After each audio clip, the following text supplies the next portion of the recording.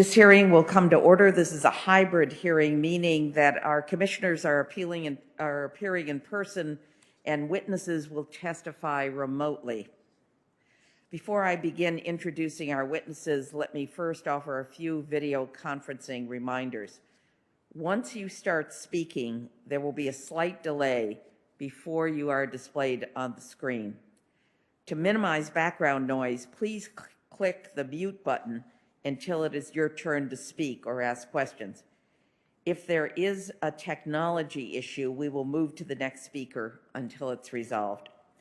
You should all have one box on your screens labeled clock that will show how much time is remaining. All members and witnesses need to be especially mindful of the 5-minute clock. At 30 seconds remaining, I will gently tap the gavel to remind members their time has almost expired. With that, today we welcome you to this hearing convened by the Congressional Oversight Commission. The Commission's role is to conduct oversight of the implementation of Division A, Title IV, Subtitle A of the CARES Act by the Department of the Treasury and the Board of Governors of the Federal Reserve System. Subtitle A provides $500 billion to the Treasury Department for lending and other investments to, I quote, provide liquidity to eligible businesses, states, and municipalities related to losses incurred as a result of the coronavirus. As part of our oversight work, the Commission has decided to hold this hearing today, which will examine the Municipal Liquidity Facility. The Federal Reserve established the Municipal Liquidity Facility to provide up to $500 billion in lending to state and local governments and other municipal issuing authorities. Today's hearing will have two panels. Mr. Kent Heitchow, Deputy Associate Director of the Division of Financial Stability at the Federal Reserve Bank of New York, will testify during the first panel. Mr. Heitchow also previously served as the first director of the Office of State and Local Finance at the U.S. Department of the Treasury. Prior to his time at Treasury, Mr. Heitchow was a public finance banker with J.P. Morgan and its predecessor firm, Bear Stearns.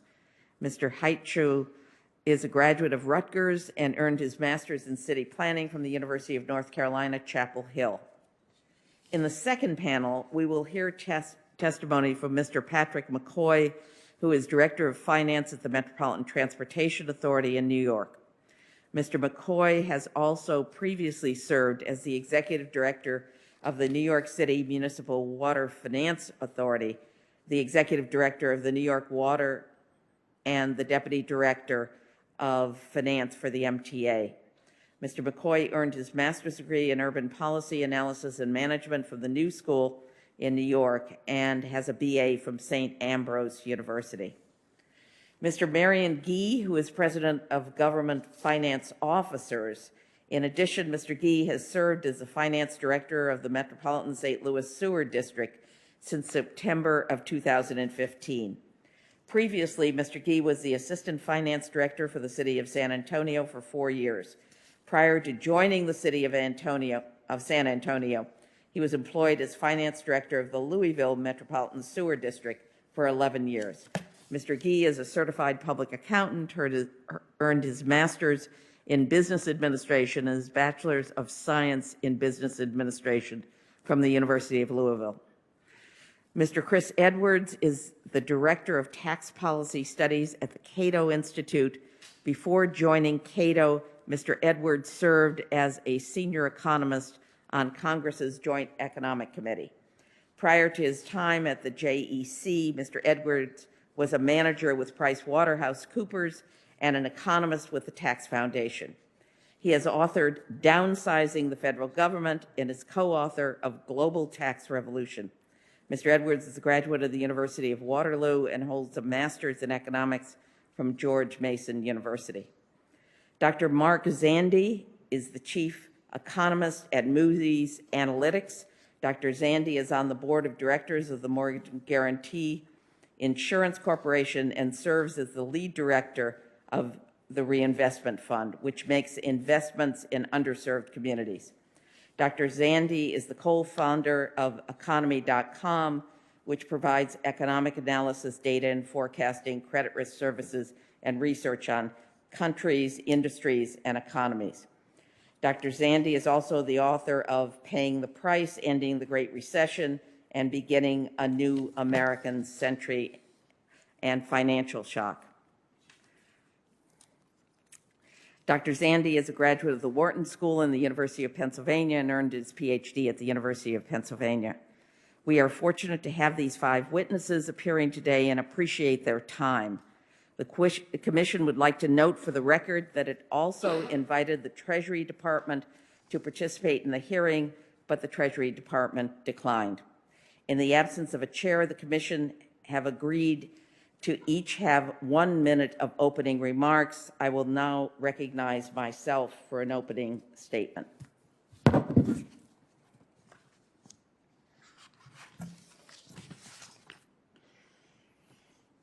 It's no secret that state and local governments are struggling to deal with the economic fallout of COVID-19. They've already cut 1.1 million jobs. The city of Miami, in my district, Florida's 27th, has an estimate budget shortfall of nearly $25 million, and the pandemic isn't even over yet. Miamians didn't cause this problem. We were actually very prudent. We saved, and we went into the pandemic with a $20 million surplus. COVID-19 wiped that out, and now we face a huge deficit. South Florida's economy relies on tourist dollars, but the tourism industry has been decimated. And while our revenues are down, our expenses are up. We need to pay for PPE to protect our first responders and update school programs to keep our children safe. This problem is not unique to Miami. It's happening all across the country. The municipal liquidity facility can support $500 billion in lending, but to date has only $1.65 billion, less than 1% is being used. I hope we come up with solutions today to get state and local governments the support they need and their residents desperately need. I yield back.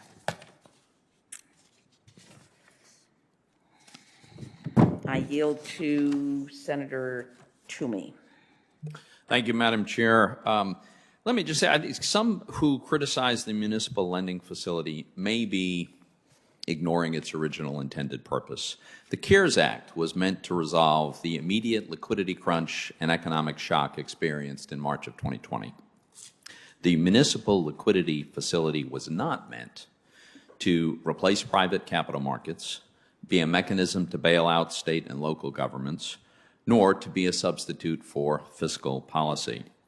As the name implies, and consistent with Section 13(3) of the Federal Reserve Act on which the CARES Act was built, the municipal liquidity facility was meant to be a lender of last resort, to stabilize the municipal bond market, and to provide liquidity.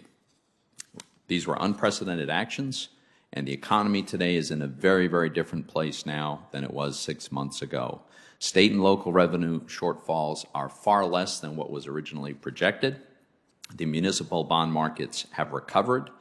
Municipal bond issuance is higher, up 21% year over year through August, as opposed to the down 30% of March.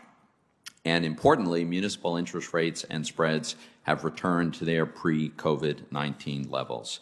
Economic data is coming in with greater strength than many had forecast, and using this program to do anything more than what it was intended to do, which was to provide temporary liquidity, would, in my view, be inconsistent with congressional intent when it passed the CARES Act. Liquidity in the municipal bond market has been restored, and as such, the MLF, in my view, should wind down.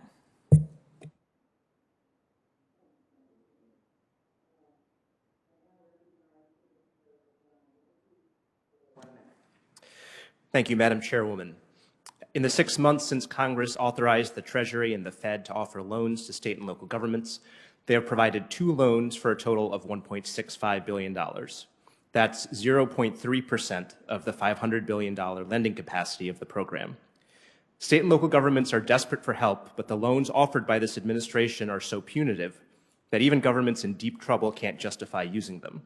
Yet at the same time, the Treasury and the Fed are offering much more generous, no strings attached support to many of America's biggest and most profitable corporations. It's a shameful disparity that reflects this administration's priorities, taking care of big-time executives and wealthy shareholders while abandoning emergency responders, teachers, firefighters, nurses, and all the people who count on their help. And it will further widen the racial income and wealth gaps in this country. Congress needs to provide direct aid to state and local governments immediately. But if Republicans continue to stonewall direct aid, the Fed and the Treasury should offer much more generous loans so that state and local governments can help families, protect jobs, and support our economy. Thank you, Madam Chair.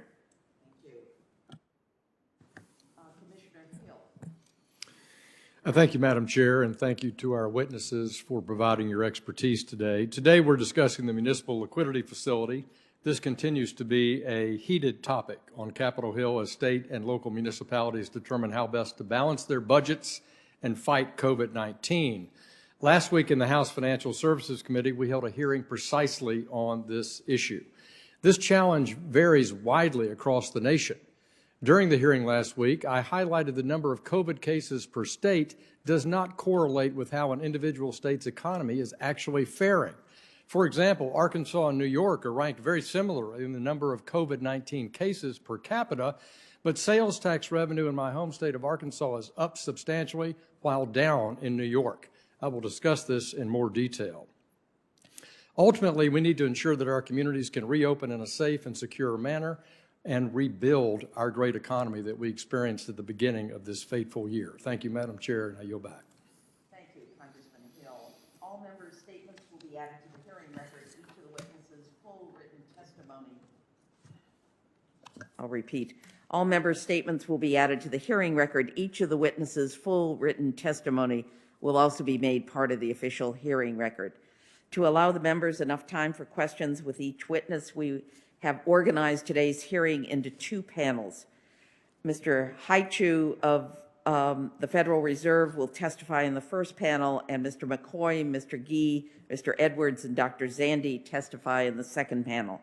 We'll now proceed with the first panel and hear Mr. Haichu's testimony. At the end of his testimony, we will move to 2 rounds of 5-minute questioning. Mr. Haichu, welcome. You are now recognized for 5 minutes.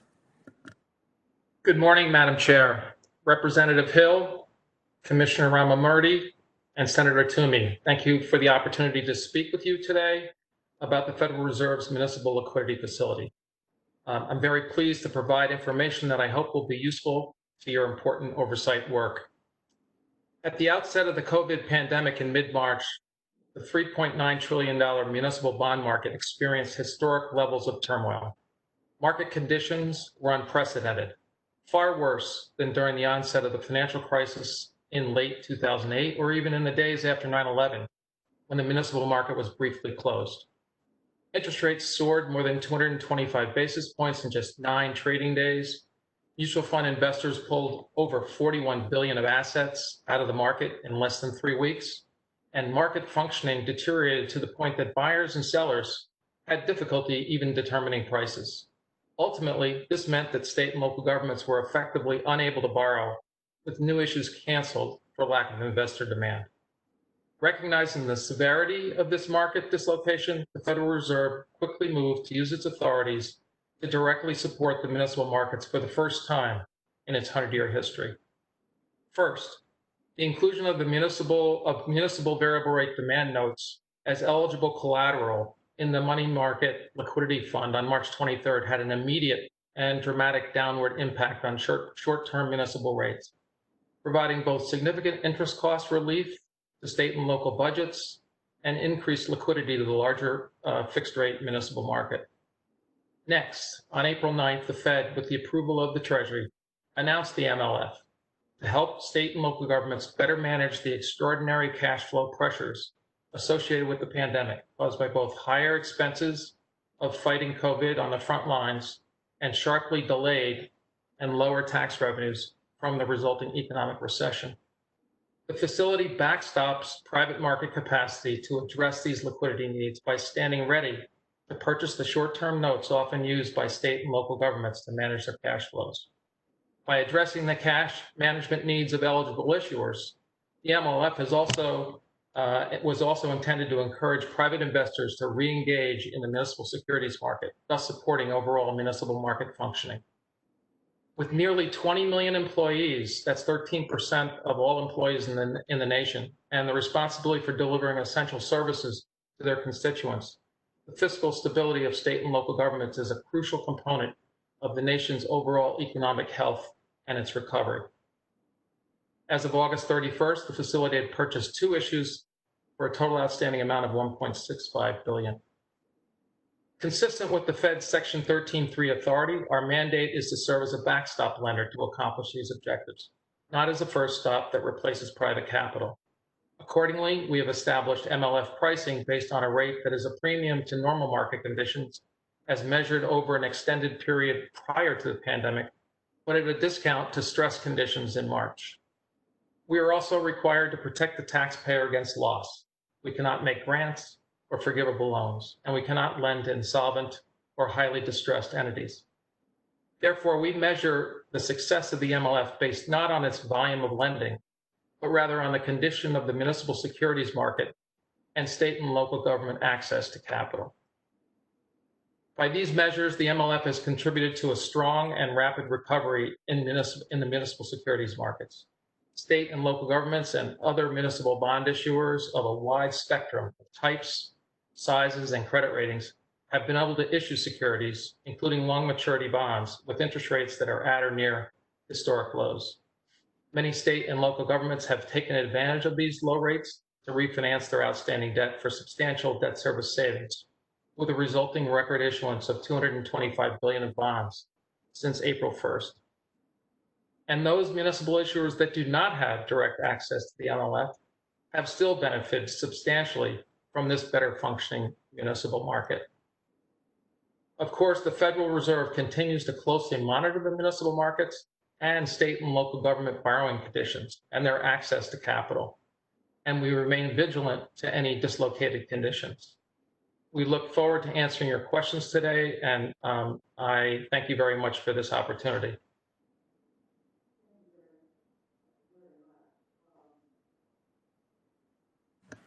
Thank you very much. As I mentioned in my opening remarks, the municipal liquidity facility can support up to $500 billion in lending.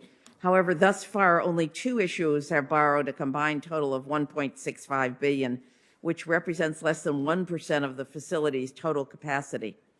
Does the facility's non-use indicate a design flaw of the program? Thank you for that question, Madam Chair. We don't think so. This is the first time that the Fed has intervened in the municipal market. It's a complex market made up of 50,000 unique issuers of various sizes, types, purposes, and credit ratings, as I mentioned. We had to undertake very quickly to enter into the market, and our 4 principles that were guiding us in terms of our design was speed to announcement and execution. Don't let the perfect be the enemy of the good. Ensure that state and local governments had access to liquidity for operating cash. This is what we heard overwhelmingly from individual issuers and associations like GFOA. Restore market confidence and stability given the unprecedented liquidity crisis in the market. And finally, to your point, to design a uniformly applicable, transparent, and easy to administer facility. We started out on April 9th with the core program announcement.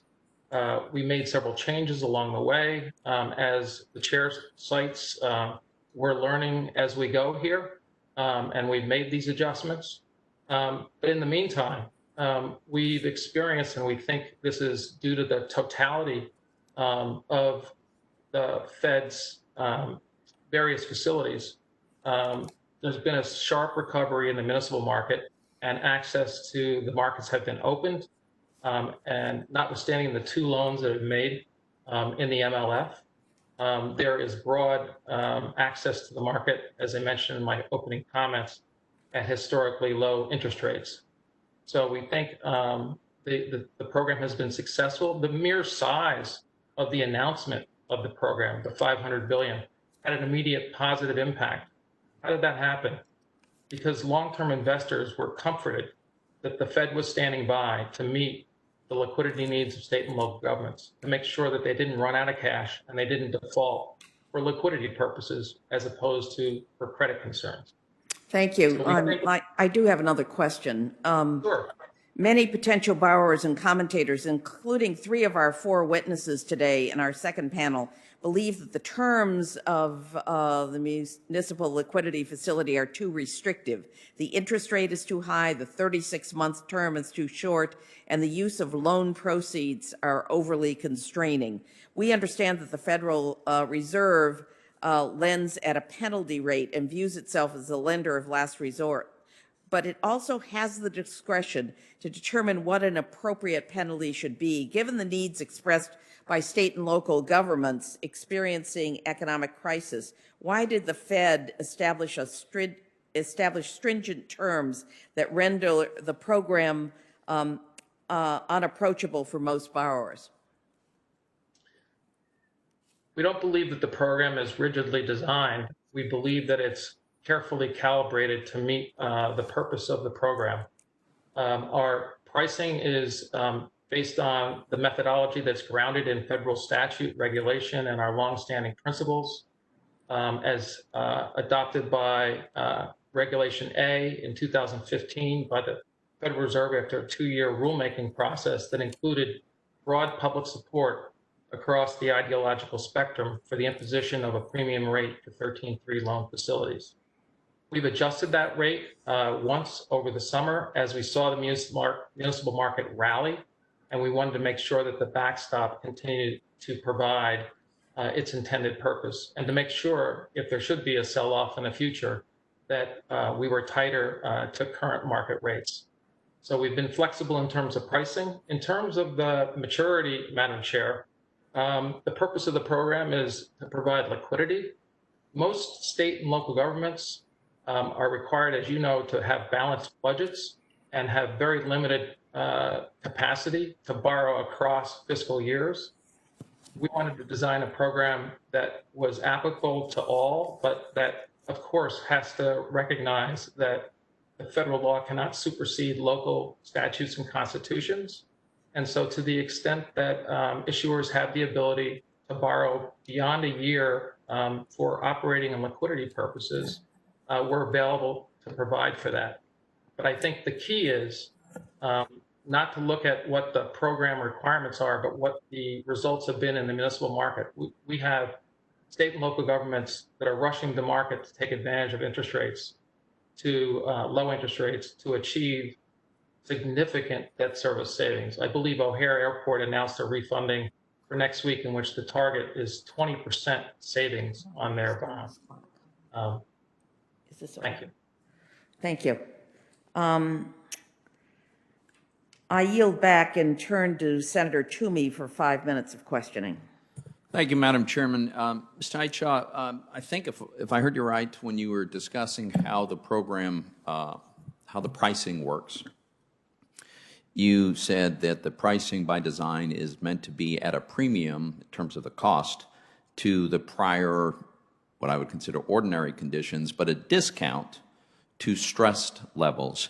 So by design, is it fair to say that if the market were to return to something like the prior ordinary conditions, then a typical borrower would be able to go back to the market and access credit at a more attractive terms than the MLF offers, and that is, in fact, exactly what we've seen. Could you, first of all, was that the idea?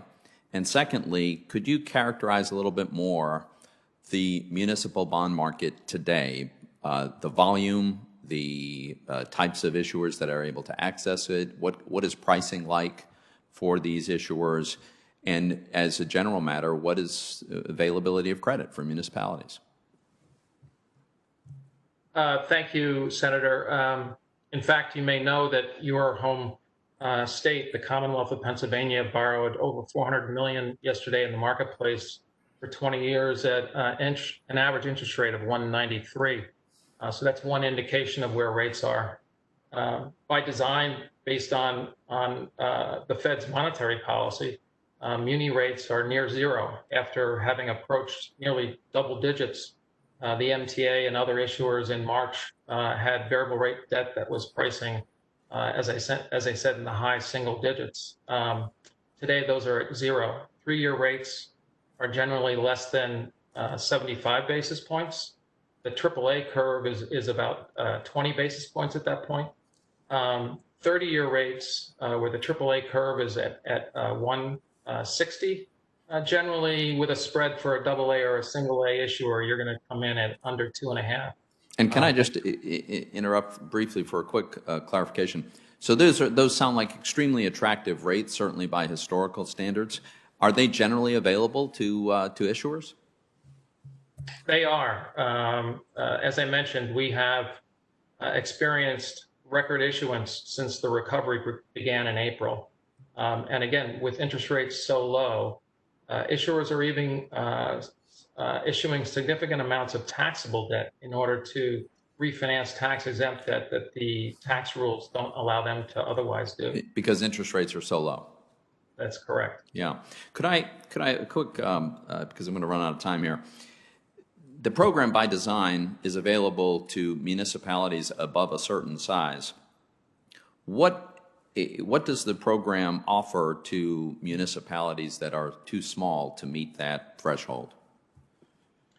The program was designed, again, balancing the need to rush to market. To have a perfect program that came too late would not have been of help to the municipal market.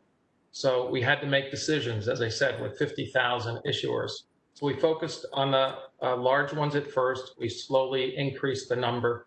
But the benefit to all the issuers is that the market has recovered, and the vast majority of issuers have access at extraordinarily low rates. We also developed a feature that allows downstreaming so that states and larger cities and counties have the ability to borrow on behalf of their sub-entities if necessary. So states can be a conduit for the smaller municipalities within their borders. Some have suggested that, we've got two facilities for corporate debt. We've got the primary facility and we have a secondary market facility, but yet we only have one that is explicitly meant for the municipal debt, and that there is an inherent unfairness to that. But wouldn't it be fair to say that the money market mutual fund liquidity facility effectively serves as a tool to provide liquidity in the secondary market for municipal debt? Certainly of a certain type of municipal debt. The commercial paper program supports commercial paper, tax-exempt commercial paper, and the MMLF, the money market fund, supports VRDBs. And as I noted, in particular, that second program had an enormously positive impact. In terms of the secondary market, we're very cognizant of the differences in the markets, and munis are very different than corporates. As I think everybody here understands, with the number of issuers and the diversity and the idiosyncratic nature of the marketplace and the relative illiquidity in the marketplace compared to corporates and other markets. So our thought was, and we were driven by what we were hearing from state and local issuers, get liquidity available to us as soon as possible. And we wanted to do that and also restore market confidence. We thought that designing a secondary market program for munis would have taken longer. Munis, as you may know, has very little ETFs in it, and the secondary market for corporates is largely being executed through the purchases of ETFs. So while a secondary market facility could have been developed for the muni market, we believe that MLF was better suited and easier and quicker to get into the marketplace. If we had needed a secondary market facility, we have that capability. But we believe at this point that's not necessary, and we hear from market participants regularly. Every day we're talking to market participants, and we have not heard that they believe one as well. In fact, it's the opposite. They do not believe a secondary market facility in munis at this time is necessary. Thank you. But of course, we remain vigilant in terms of changes to markets. Thank you. Commissioner Ramamurthy. Thank you, Madam Chair. State and local governments have been hit hard by the COVID-19 crisis, and they are desperately looking for help. Despite that, we've seen report after report of state and local governments taking a look at the loans offered through the Fed's lending program and deciding that they can't justify taking on such harsh terms. Instead, they are moving forward with sharp budget cuts to our kids' schools, to housing, to nutrition programs, and more. Mr. Haichu, you're leading the Fed's efforts on this lending program, so I want to understand why you have chosen to make the loans as punitive and unappealing as you have, particularly in comparison to what the Fed is offering corporate America. So let me give you an example. Through its corporate credit program, the Fed has purchased a bond issued by Philip Morris that pays about 0.075% interest over a term of more than 4.5 years. But the Fed is requiring a state government like Kentucky, which has the exact same credit rating as Philip Morris, to pay an interest rate of more than 2% over 3 years. In other words, a rate more than double what Philip Morris is paying, despite a shorter loan term. So, Mr. Haichu, why is the Fed demanding such a high rate from our own state governments when it's willing to accept such a low rate from a company like Philip Morris? Well, Commissioner, you and I both agree that the serious condition of state and local government balance sheets needs to be addressed. And we believe that that monetary policy has limited capacity to do that. And we, as the chair has said on numerous occasions, believes that we'll need more fiscal policy to get through this situation. With regard to your specific example, I think there may be a little bit of apples and oranges there. And I believe that you're citing the secondary market corporate credit facility. We do have the analog to the muni market is the primary corporate credit facility, for which there have been 0 loans made to this point. Well, respectfully, Mr. Haichu, and again, I'm sorry to cut you off, but my time is limited. Look, the secondary market corporate credit facility is set up under Section 13.3. It's subject to the exact same rules and regulations as the municipal liquidity facility, and yet there seems to be no penalty rate for corporations. But there is a significant penalty rate for state and local governments, and that's having a serious impact on the functioning of that facility. And look, there's dozens and dozens of these examples. Just to give you one more, currently the Fed is using public money to purchase a bond from Chevron at a rate of about 0.09% over more than 4.5 years, while a state like Wisconsin with the exact same credit rating as Chevron has to pay 1.28% over 3 years. Again, a substantially higher rate despite a shorter term.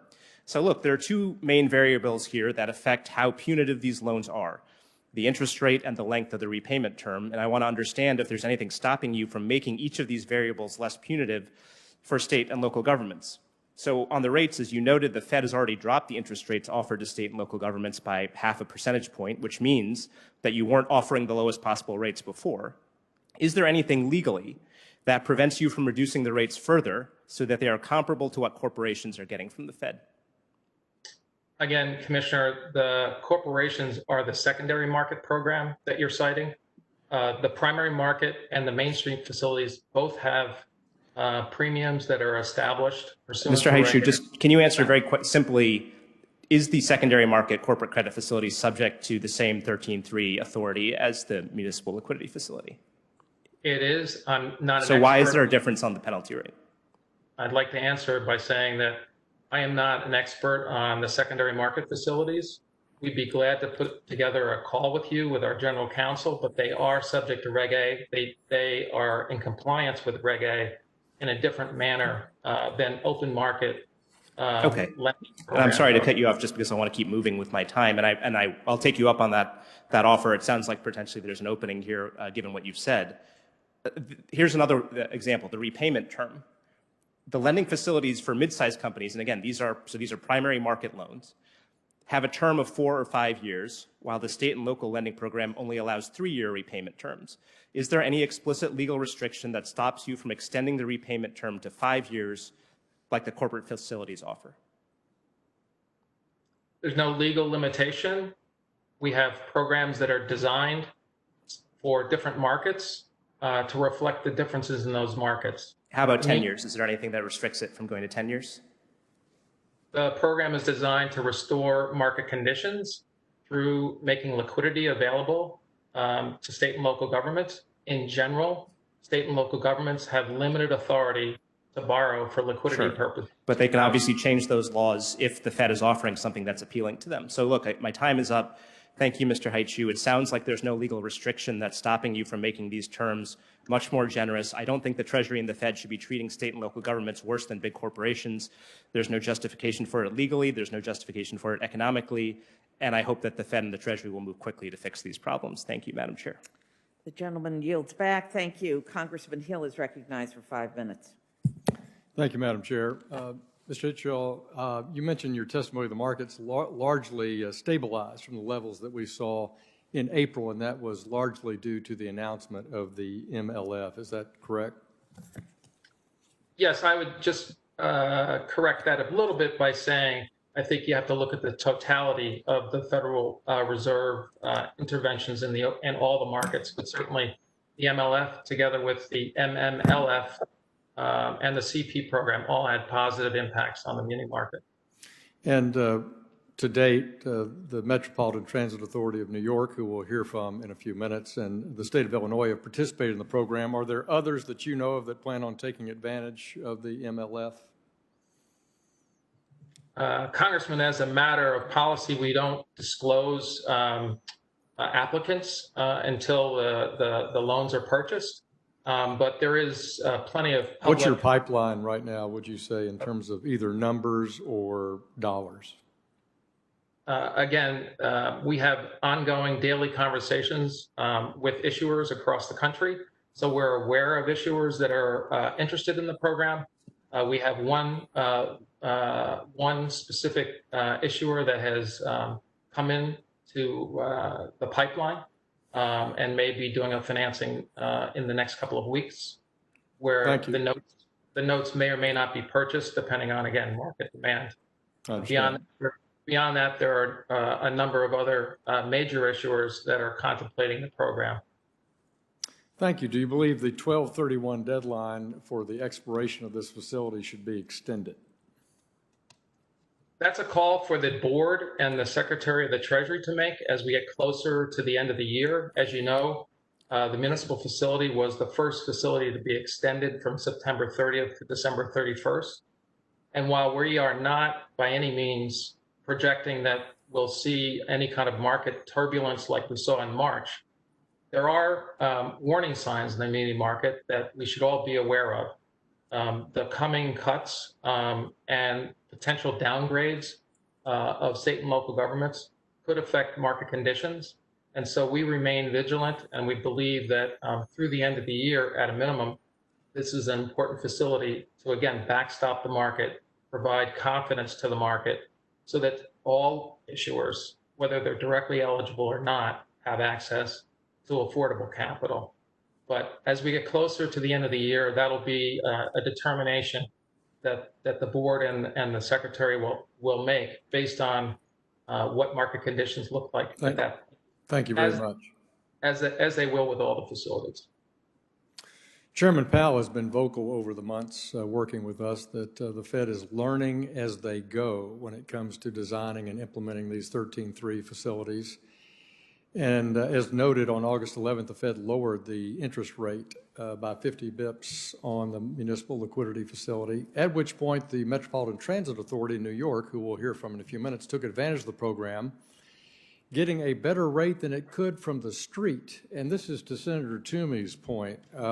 Since this is a backstop program, as you've testified, and this seems to be in direct contradiction to my friend Commissioner Ramamurthy in the sense that the MTA rejected 20 private sector bids for $1.6 billion in offers on their bond anticipation notes and took the Fed up on their offer and placed, if my memory's right, about $450 billion at 1.92% at the Fed, even though the streets bids were at 279.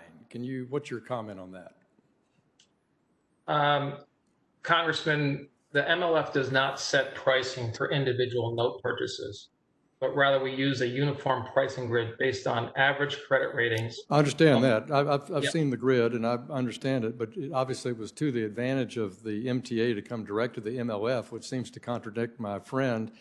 And I'm just curious, if the market rate is 279, how does that reflect you being a backstop lender as opposed to someone competing with the private sector? Again, the facility is uniformly applicable and broadly available to eligible issuers. And so on that particular day, that was the result of a competitive bidding process that the MTA undertook. And we are an open lending window, and that was the rate that the MTA qualified for, and that was their decision. Again, yes, we act as a backstop, but again, with the number of issuers in the marketplace, there will be different prices on different days for different issuers. Thank you, Madam Chair. I'll yield back. Thank you. We'll now start the second round of questioning by the commissioners. In June, the Federal Reserve lent $1.2 billion to the state of Illinois through the Municipal Liquidity Facility. An economist on our second panel, Mr. Edwards with the Cato Institute, testified it's not appropriate for the nation's central bank to finance the states because, in his judgment, the states have a large independent fiscal powers to tax, save, borrow, and adjust spending. His testimony goes on to say that the MLF is an unneeded central bank expansion into state budget policy. Do you agree with these statements? Why or why not?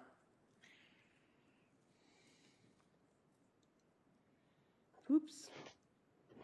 Look, the Municipal Liquidity Facility is designed to not only provide liquidity to state and local governments in an emergency situation, but it's also designed to restore market confidence. I think that 6 months since the events, those folks who are not as active in the municipal market cannot appreciate the stress that that market was under in March. You've got two issuers on your next panel that can testify to their day-to-day heightened concerns about maintaining their market access during that period of time. And so the MLF has had an enormously important contribution to make to stabilizing the markets for all issuers. I wouldn't want to comment on his point about the appropriateness of lending to locals on an individual basis. This is a broad program that's applicable on a uniform basis. We don't pick individual issuers. If you are eligible and you meet the eligibility criteria, you have access to this facility. By design, that's what makes it such a powerful facility. Actually, it's not so powerful if only 250 entities are eligible to directly access a facility, and the vast majority of nearly 80,000 public issuers are left out. With the exception that governors can designate a couple of local governments, which actually pits them against one another when they should be instead working towards common goals. Don't you think, why is the Federal Reserve imposing such restrictive limitations to access when over 99% of the facilities remain unused? Why are you just so restrictive to just a handful of municipals? Great question, Madam Chair. And I think it goes back to my point about speed to announcement and execution and the complexity of trying to set up a federal lending window for 50,000, you said 80,000 unique issuers with a wide spectrum of sizes, types, purposes, and credits. So our goal was to identify some of the largest issuers to signal to the marketplace that those issuers would have full access to liquidity from the Fed window, and in doing so, make sure that the market works for everybody. So if we believed today that we needed to expand the aperture of issuers that were eligible, that's something that we could certainly do, and we'd be glad to work with you and your staff and other members of the commission to identify underserved issuers that we might be able to expand the program to serve. But again, the focus is on the number of issuers that are eligible, as opposed to what we believe the importance of the program has been to make all issuers have access to capital at historically low rates. Dr. Zandi, the chief economist at Moody's, testified in our second panel, is going to testify that state and local government have already cut more than 1 million jobs as a result of the crisis. How does the Federal Reserve reconcile its mandate to maximize employment with the very restrictive terms it established for the MLF, terms that severely limit its use by struggling state and local borrowers? Madam Chair, I'm going to, excuse me? Go ahead. I'm sorry. Madam Chair, I'd like to pass on that question and have that be addressed by our policymakers and the chair. I'm not here to talk about monetary policy. That's not my expertise. I joined the Fed in March with a strong background in the municipal markets and public policy relating to state and local government finance. So I would say that the chair has advocated for more fiscal policy to deal with this crisis, and that monetary policy tools are limited in their capacity to solve the problem. I think all of us would agree that while state and local governments cannot cut their way out of this recession, neither can they borrow their way out of it. And if the legacy is operating deficit financing on state and local balance sheets after this crisis is over, that will limit their ability to finance infrastructure, to educate our students, and to care for our elderly. Thank you. I yield back. Senator Toomey. Thank you very much, Madam Chairman. I just want to follow up on a point that Commissioner Ramamurti was making earlier, and I want to underscore the MLF is a primary market facility. In other words, its purpose is to purchase debt directly that is issued directly to the SPV that is set up under 13.3 for that purpose. The corollary program for corporate lenders is the primary market corporate credit facility. And that charges a penalty rate of 100 basis points above whatever the previously prevailing market rate was. And my understanding is there's been a grand total of 0 issuance into the primary market corporate credit facility. Mr. Hytshaw, is it your understanding that there have been no direct issues into this corollary program, the primary market corporate credit facility? You're correct, Senator. So there's been no corporate subsidies going on here. I think there's an important point we need to keep in mind here. This program was never intended to be the mechanism by which we provide subsidized debt to municipalities.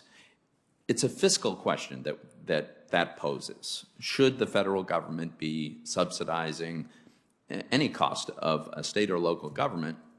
It's a fair question. We can have that debate, but it's a fiscal debate, and that was not the purpose of these programs. But it was the purpose to ensure that municipal and state borrowers would have access to credit. And so, Mr. Hytshaw, let me ask you this. Much has been made of the fact that there have been only 2 borrowers under this program. Are you aware of a significant number or any number? Tell us what you know about states and municipalities that need access to credit and they can't get it. They have no access to credit. Senator, I have a long history in the muni market. For better or for worse, a lot of people in the muni market know me and they know how to get a hold of me. So I've had ongoing discussions with issuers and market participants since the first day on the job. I can tell you that those first weeks, those first couple months, the phones were ringing off the hook. Sure. To all members of the Fed, there was extreme concerns out there, and that's why we rushed our facility to market so quickly. Those calls have significantly cut back as issuers have had access to the market without the MLF, without needing to go to the MLF. They go directly to the market. So I wouldn't pretend to be the person who knows about every state and local government, the 50,000 issuers out there. But of those that are not directly eligible for the program, we're not aware of any, as I said in my testimony, but I'm sure there are. There are some that have serious credit problems, especially if they're secured by, for example, a hotel tax. If they are a real estate transaction, there are credit problems out there, but we believe that the liquidity problems have been addressed. So I think I heard you say you're not aware, you assume that they're out there somewhere, but you're not aware of a specific borrower or municipality or state that wants access to credit and simply can't get it. Not from the MLF.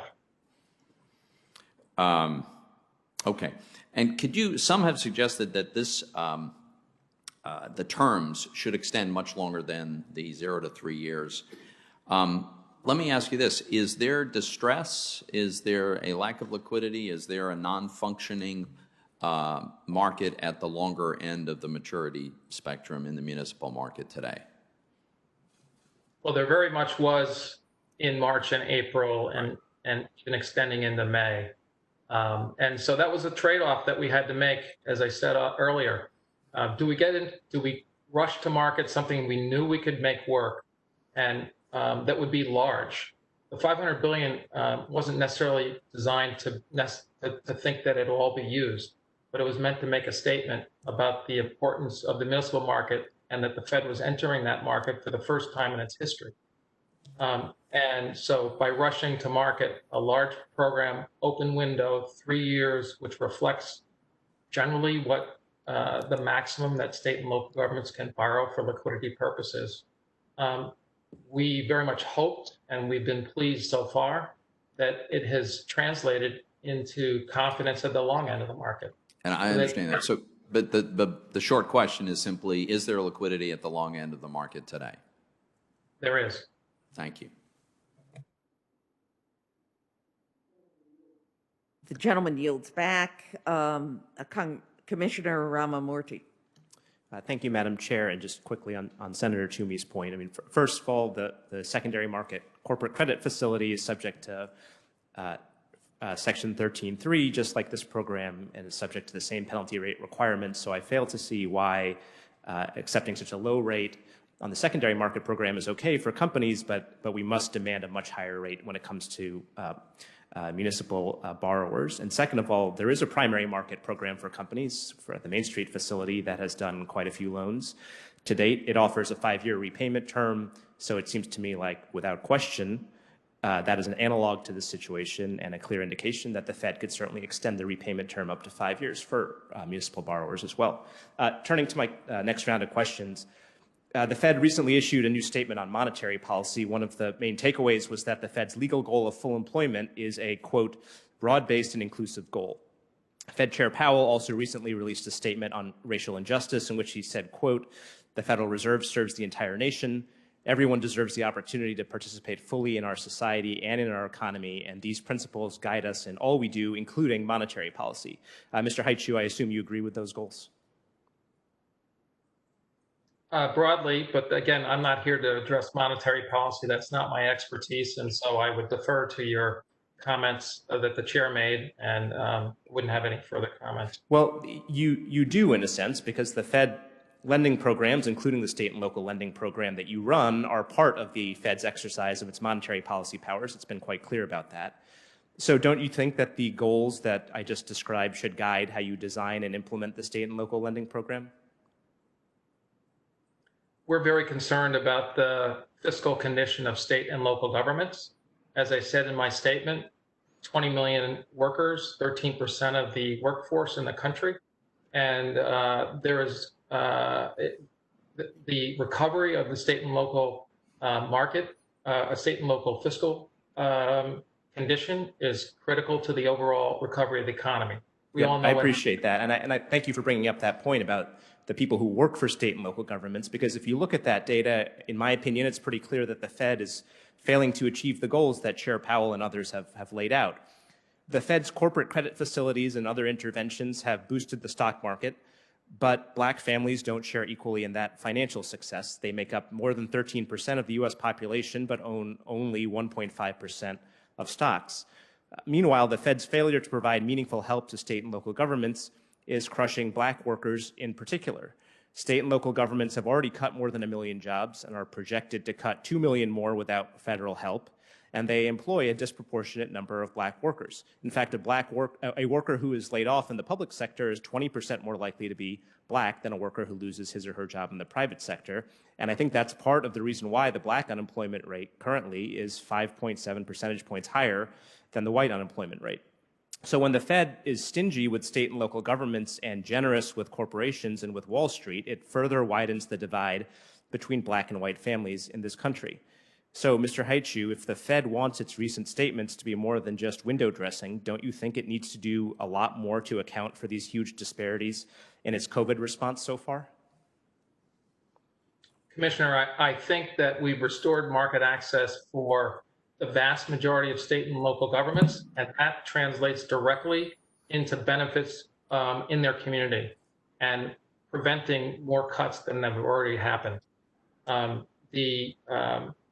As I said in one of my comments earlier, we agree with you that state and local governments cannot cut their way out of the steep decline in revenues and the rapid decline in revenues that we've seen, but neither can they likely borrow their way out of it. So I appreciate that, Mr. Haichu, and again, I'm sorry my time is short.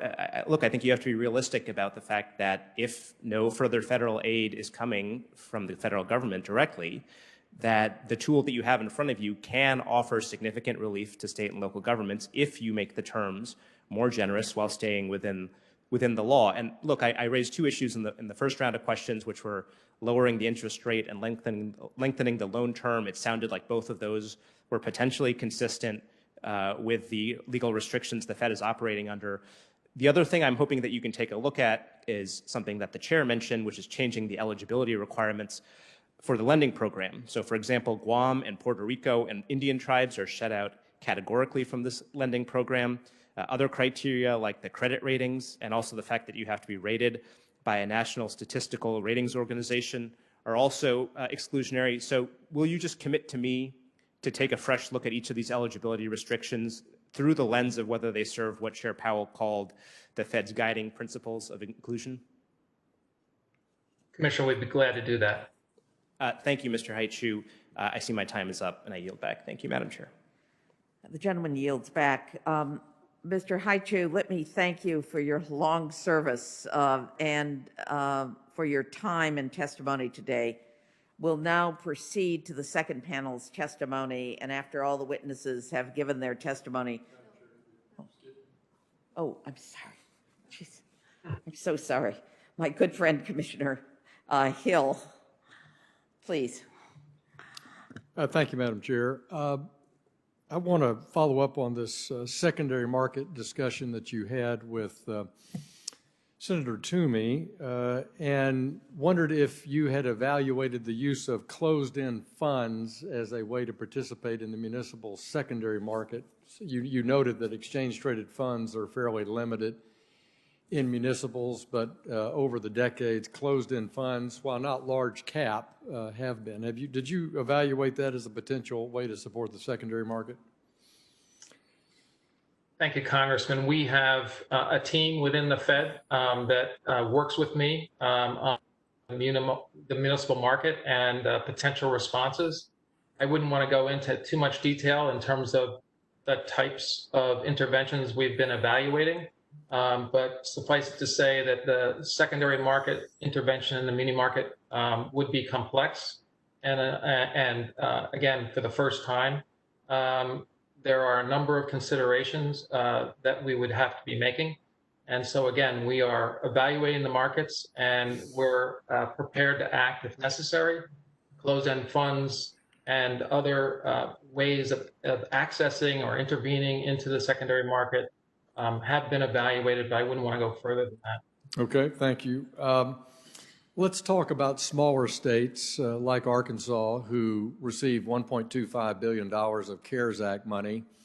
They also, in one of your modifications, allowed governors to designate the largest county or city to be an issuer, potential issuer to the MLF.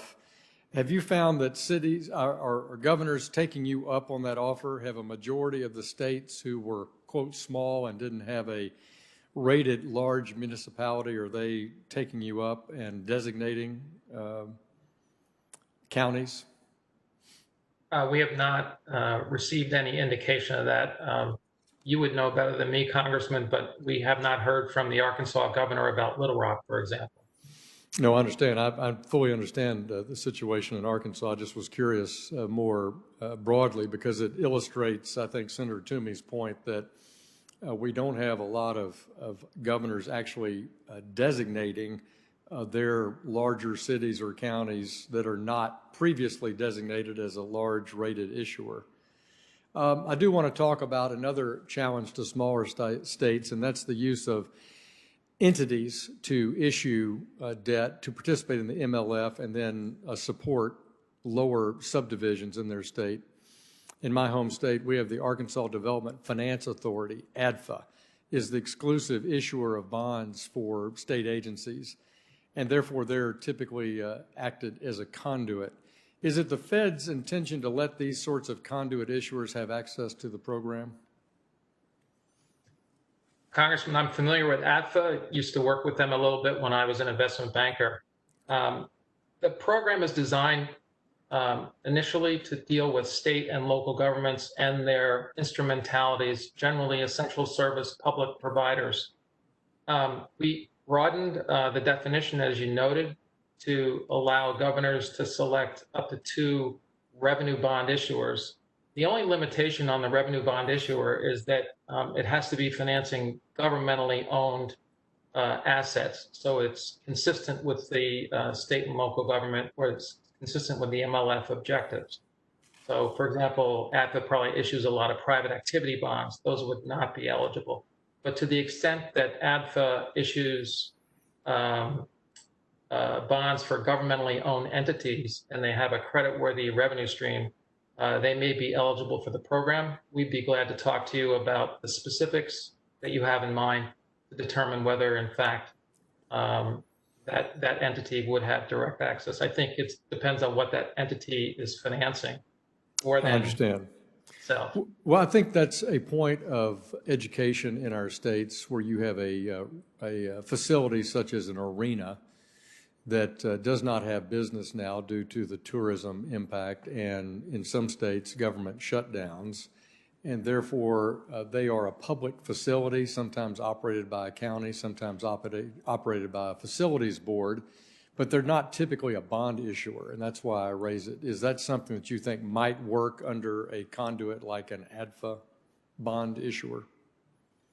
it may be able to. And also, of course, the state or Little Rock, for example, could borrow on behalf of one of these arenas or entities pursuant to the downstreaming provisions of the original MLF design. Right. I thank you for your testimony today. Appreciate your participation with our commission, and I yield back, Madam Chair. Thank you very much. I apologize, Commissioner. Let me thank Mr. Haichu for your time, for your service, and for your testimony today. We will now proceed to the second panel's testimony. Let me submit for the record a letter from the Treasurer Tax Collector of Alameda County, Henry Levy, without objection, for the record. We'll now hear from Mr. Patrick McCoy, Director of Finance of the Metropolitan Transportation Authority. Mr. McCoy, you are recognized for 5 minutes. Thank you. Senator Toomey, Representative Hill, Representative Shalala, Commissioner Ramamurthy, thank you for holding today's hearing examining the Municipal Liquidity Facility. My name is Pat McCoy, and I serve as the Finance Director of the Metropolitan Transportation Authority in New York. The MTA provides critical public transportation services to a population of 15 million people, including broad and diverse communities that have been most severely impacted by the COVID-19 pandemic. This region contributes nearly 10% of national GDP and is only possible because of the MTA. Much like public service providers across the country, MTA is experiencing unprecedented financial hardship due to the pandemic. Prior to its initiation, the MTA was experiencing an 81 million surplus forecasted for our current year, and 6 consecutive months of on-time performance. As a direct result of this pandemic, we have projected a $12 billion loss of revenue across 2020 and 2021. Our core credit, the Transportation Revenue Bond, with nearly $30 billion outstanding, has been downgraded 5 times since March, and our long-term credit spreads have increased by over 200 basis points. The impact continues to be felt, and we are desperately seeking $12 billion in federal funding just to get us through 2021. Federal funding and financing opportunities through the MLF have been critical to the MTA thus far. However, financing tools are not a substitute for direct funding assistance and cannot solve the unprecedented fiscal crisis that we are facing. As a frequent issuer with over $46 billion in bonds outstanding, market stability is crucial to the MTA. Between March 18th and 23rd, all U.S. markets experienced a precipitous decline in investor activity due to the pandemic. The $4 trillion municipal market seized up, resulting in short-end yields climbing to nearly 10%. With passage of the CARES Act and the MLF, credit markets, including the municipal market, were provided a critical boost in confidence that had a tangible, positive impact on the free flow of capital. To be clear, the MTA, as well as issuers across the country, would prefer funding to financing, especially when it comes to MTA's revenue shortfalls and other operating challenges brought on by the pandemic. The Federal Reserve should maintain this credit program until this crisis plays out. Many municipalities are likely to seek working capital solutions in the capital markets, which could place a significant strain on the municipal market in the near future. The MTA was able to utilize the MLF in August with an issuance of $450 million of Transportation Revenue Bond Anticipation Notes. Issuing the notes to the MLF provided a critical bridge to a long-term solution to address the repayment of this debt. Our competitive bid, as noted earlier, resulted in 20 bids from 10 banks totaling $1.6 billion at varying rates. The average true interest cost of the bids necessary to clear the issue was 2.79%. In comparison to the MLF cost at 1.93%. As a point of comparison, earlier in the year, we issued $1.5 billion in bonds in early January with a true interest cost of 1.32%. I would like to offer a few suggestions for the MLF that have the potential to help governments most in need and to provide issuers across the country the additional support to manage through the pandemic. My first suggestion is regarding timing. Forecasts from economists broadly agree that the recession effects of necessary shutdowns due to the pandemic will have a lagging effect that will last well into 2021. An extension of the MLF's origination period into 2021 would very likely mean more access for issuers who will need it most. The 36-month maximum term of the note is too restrictive. Few governments across the country utilize short-term borrowing due to the constitutional or local policy-imposed restrictions. The MLF is really only relevant to a few large local governments across the country.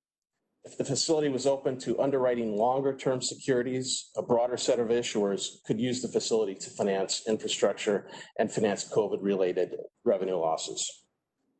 Second, the Federal Reserve should consider the impact of penalty pricing to participate in the MLF.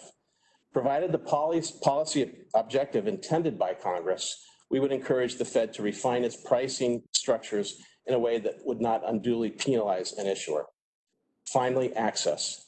This pandemic has different revenue and expenditure effects on different types of issuers, and it will continue to have a profound impact on the financial condition of governmental units that will continue to serve on the front lines of this national crisis. Expanding the facility to include an expansive network of essential public service providers will help to underpin the infrastructure we use to keep the country running. I appreciate your consideration of this testimony. The MTA's consistent and overarching request from our federal legislators is for direct, unencumbered funding to ensure stability in this environment where revenues are falling drastically short due to suppressed ridership. But our request also extends to support the municipal bond market. We look forward to working with you to improve the municipal liquidity facility. Thank you, Mr. McCoy. We will next turn to Mr. Marion Gee, the president of the Government Finance Officers Association and the finance director of the Metropolitan St. Louis Sewer District. Mr. Gee, you are recognized for 5 minutes. Thank you. Senator Comey, Representative Shalala, Representative Hill, and Commissioner Ramamurti, thank you for holding today's hearing on the Municipal Liquidity Facility created under the CARES Act. I am Marion G., and I'm honored to be here in my capacity as President of the Government Finance Officers Association. But I will also share some insight with respect to the Metropolitan St. Louis Sewer District for our Service Finance Director. The CARES Act was an important start to provide some relief to state and local governments as we attempted to navigate the response to the COVID-19 pandemic.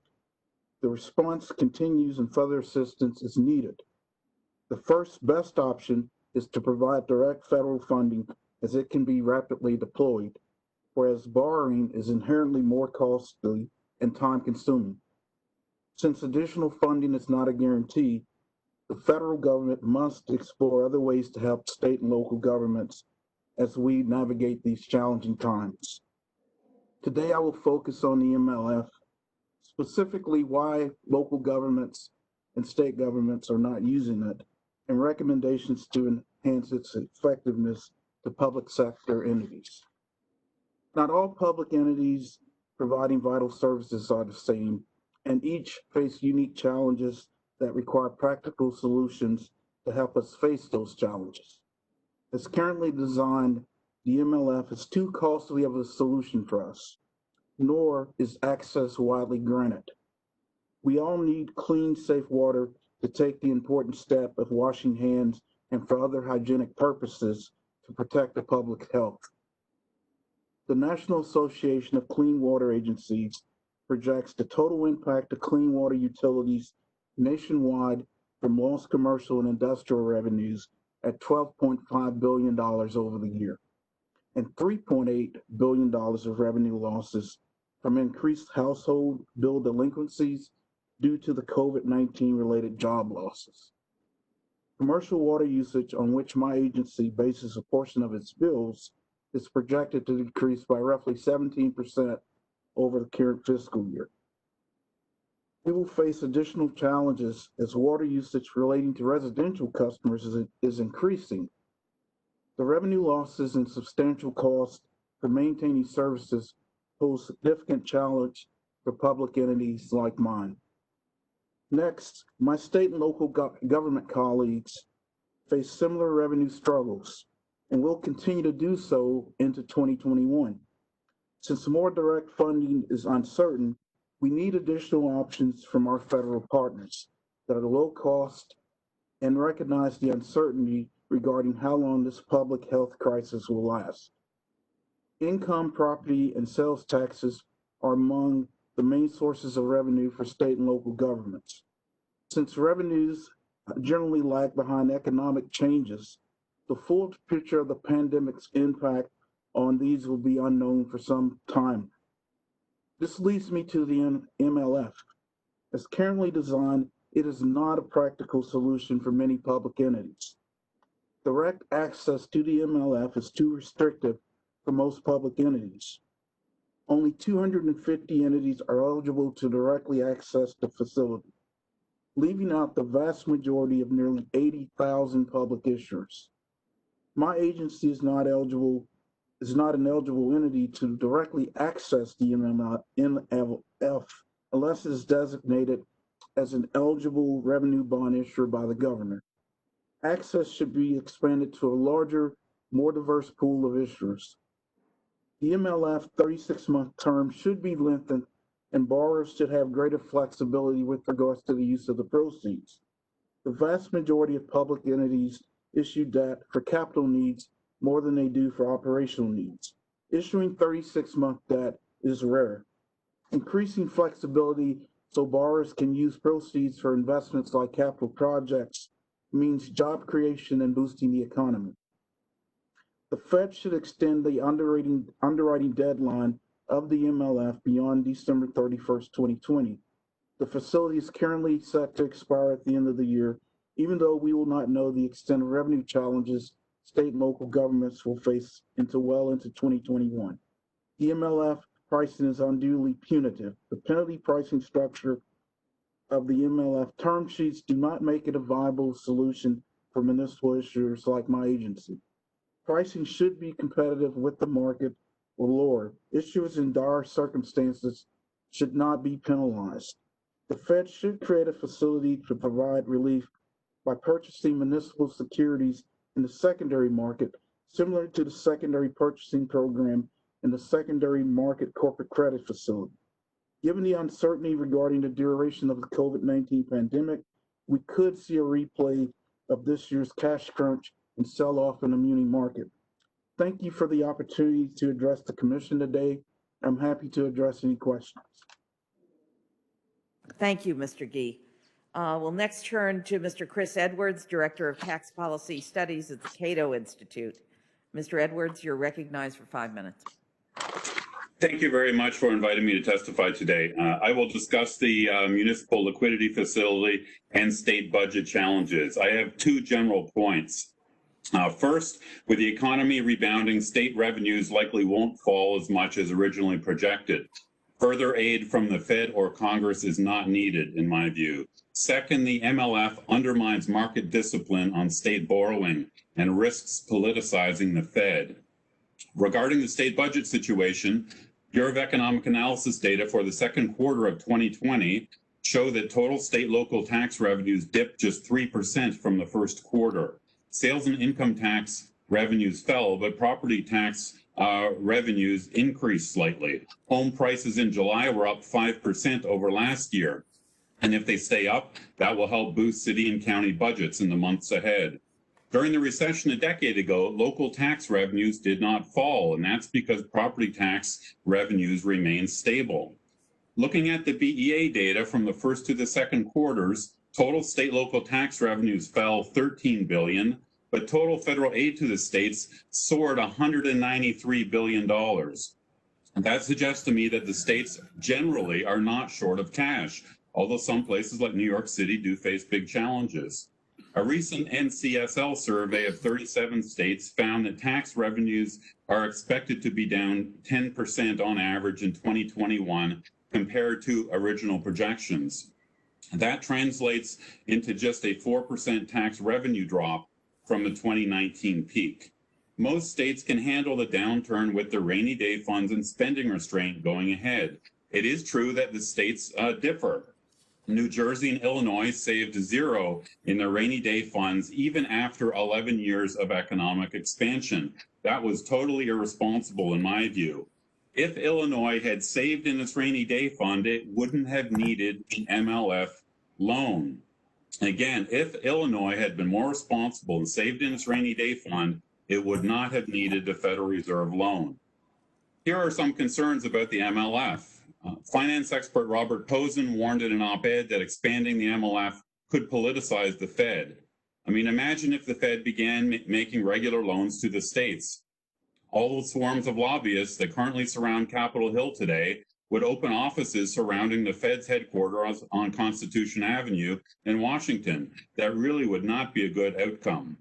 In general, state local governments are far more fiscally responsible than the federal government, not just because they have balanced budget requirements, but also because of the discipline of credit markets. State local governments have strong incentives to act with fiscal prudence to boost their credit ratings and lower their borrowing costs. Federal Reserve intervention into state local finance undercuts incentives for fiscal responsibility. It makes no sense for the central bank to undermine market interest rates, which properly reflect market risks and credit risks, in order to reward fiscally unsound jurisdictions.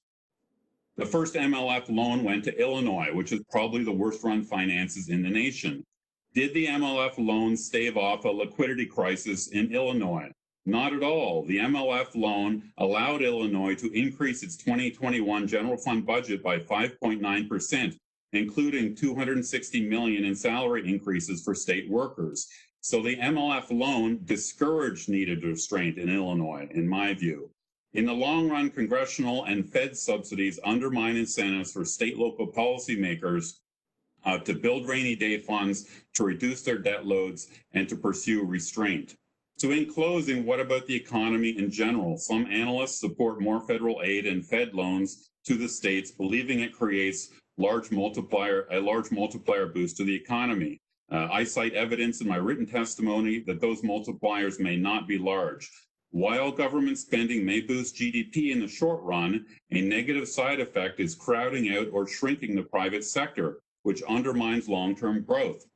In the long run, growth comes from innovation in the private sector. And if you crowd out the private sector, you're going to reduce innovation and growth in the long run. More deficit spending also means higher taxes down the road. And with the economy now recovering, it's not prudent or fair, in my view, to burden younger Americans with even more government debt. In sum, the MLF undermines the healthy discipline of the municipal bond market and the discipline it creates for state local governments. Going forward, the state should build larger rainy day funds so when the next recession hits, they will be much better prepared. Thank you very much. Thank you, Mr. Edwards. We'll next turn to Dr. Mark Zandi, Chief Economist at Moody's Analytics. Dr. Zandi, you're recognized for 5 minutes.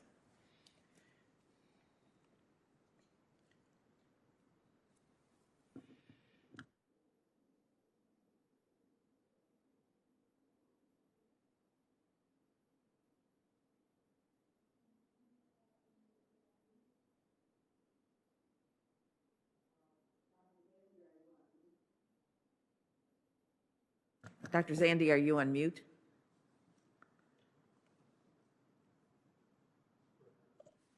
Sorry about that. I apologize. We do it all the time. I do as well. I apologize.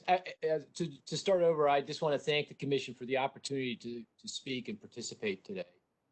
And I also would like to say that my comments are my own and do not represent those of the Moody's Corporation. I do have a few charts I'd like to show. We'll see if we can do that along the way. I'll reference them as we go.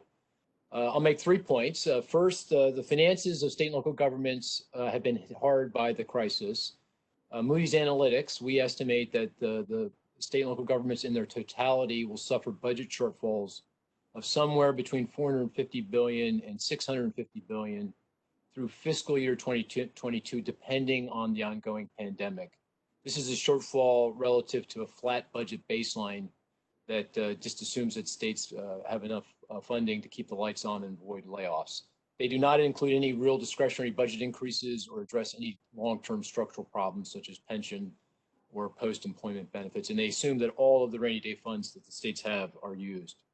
States suffering the biggest expected budget shortfalls are shown in red and orange in the first chart, so if you can see that. States dependent on their oil and natural gas industries, including Alaska, Louisiana, North Dakota, and West Virginia, will suffer among the most serious budget shortfalls. Energy prices have collapsed in the crisis. And states hit hard by the virus, such as Connecticut, New York, New Jersey, and those with large tourist industries, such as Florida and Hawaii, will also suffer big outsized budget shortfalls. Some suggest that state and local governments were profligate spenders during the prior to the pandemic and should not be supported. There's no evidence. As you can see in the second chart, as a share of GDP, state and local government spending pre-pandemic was consistent with their spending during the past 30 years. And most have done an admirable job of raising rainy day funds prior to the pandemic. If you add it all up, it was close to 10% of total state government revenue. Only a handful of states, Illinois, Kansas, and Pennsylvania, did not sock something away. The second point I'd like to make is that without additional fiscal support from the federal government, state and local governments will have no choice but to cut back on payrolls, essential government services, and critical programs. And this will severely impact Americans in nearly every community and exacerbate the nation's serious economic problems. We estimate, Moody's Analytics, that failure by lawmakers to provide any additional direct aid to state and local governments will threaten the recovery. The odds of recession, return to recession, is high. It will cut as much as 3 percentage points from real GDP and erase almost 3 million jobs over the next 2 years. This is on top of the little over 1 million jobs state and local governments have cut in the past 6 months in response to the crisis. That's equal to almost 6% of all jobs. And you can see that in the third chart that I'd like to show. These jobs include obviously very critical jobs of police officers, firefighters, healthcare workers, emergency responders, social service providers, teachers. These are folks that are critical at any point in time, but particularly in a pandemic. Finally, and my third point is that since it is increasingly unlikely that Congress and the administration will come to terms on more aid to state and local government, at least anytime soon, the Federal Reserve's 13.3 municipal liquidity facility should be made more generous to facilitate its use by hard-pressed state and local governments.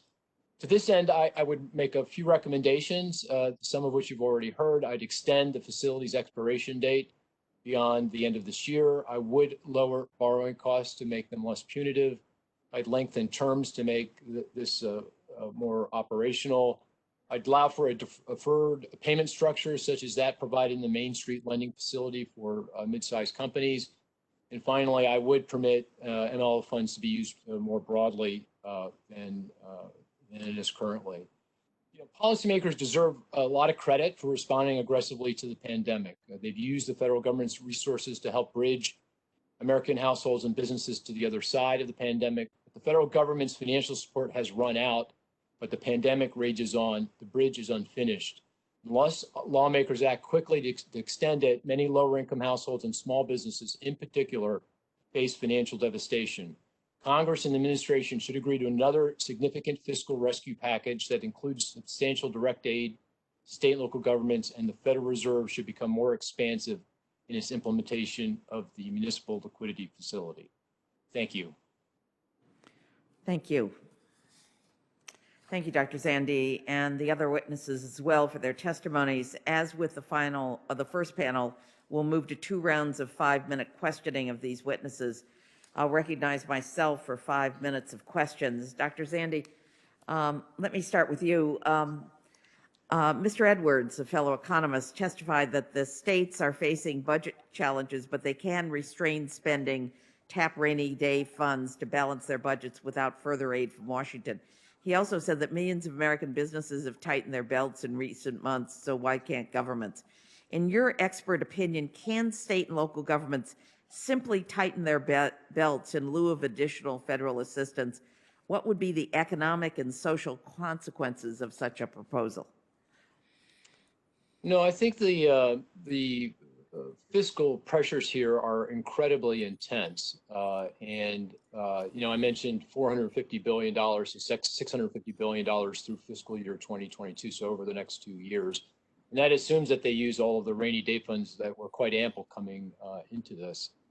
And if there's no additional support, then state and local governments will be put into a position of significantly cutting back. That means payrolls, more job losses. I mentioned 2 to 3 more million in job loss, and that's going to happen relatively soon, relatively quickly if they don't get the aid. That means cutbacks in essential government services. And we know what they key programs. Many of those programs are critical to supporting the most hard-pressed in our communities, lower income households, smaller businesses. And this would be devastating to the economy. They'd be very pro-cyclical, exacerbating the economic downturn. And I should point out, providing aid to state and local government in recessions is tried and true. We do this every single time we face this, because we know that if the federal government doesn't provide help to state and local governments, they will have to make those cuts that will exacerbate the recession and make things worse for everyone and for the broader fiscal situation. So this is something that we've done in each recession. We did it in the financial crisis, in fact. Lots of good academic research that shows that, and not doing it here would be a significant error.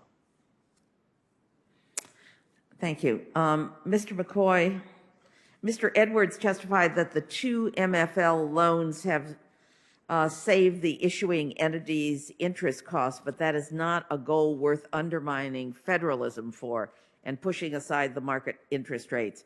You represent one of the issuers that borrowed under the MLF. How do you respond to that testimony? What would be the impact to the MTA and your city's residents if the Federal Reserve provided no aid, either through the MLF or otherwise? Thank you for the question. I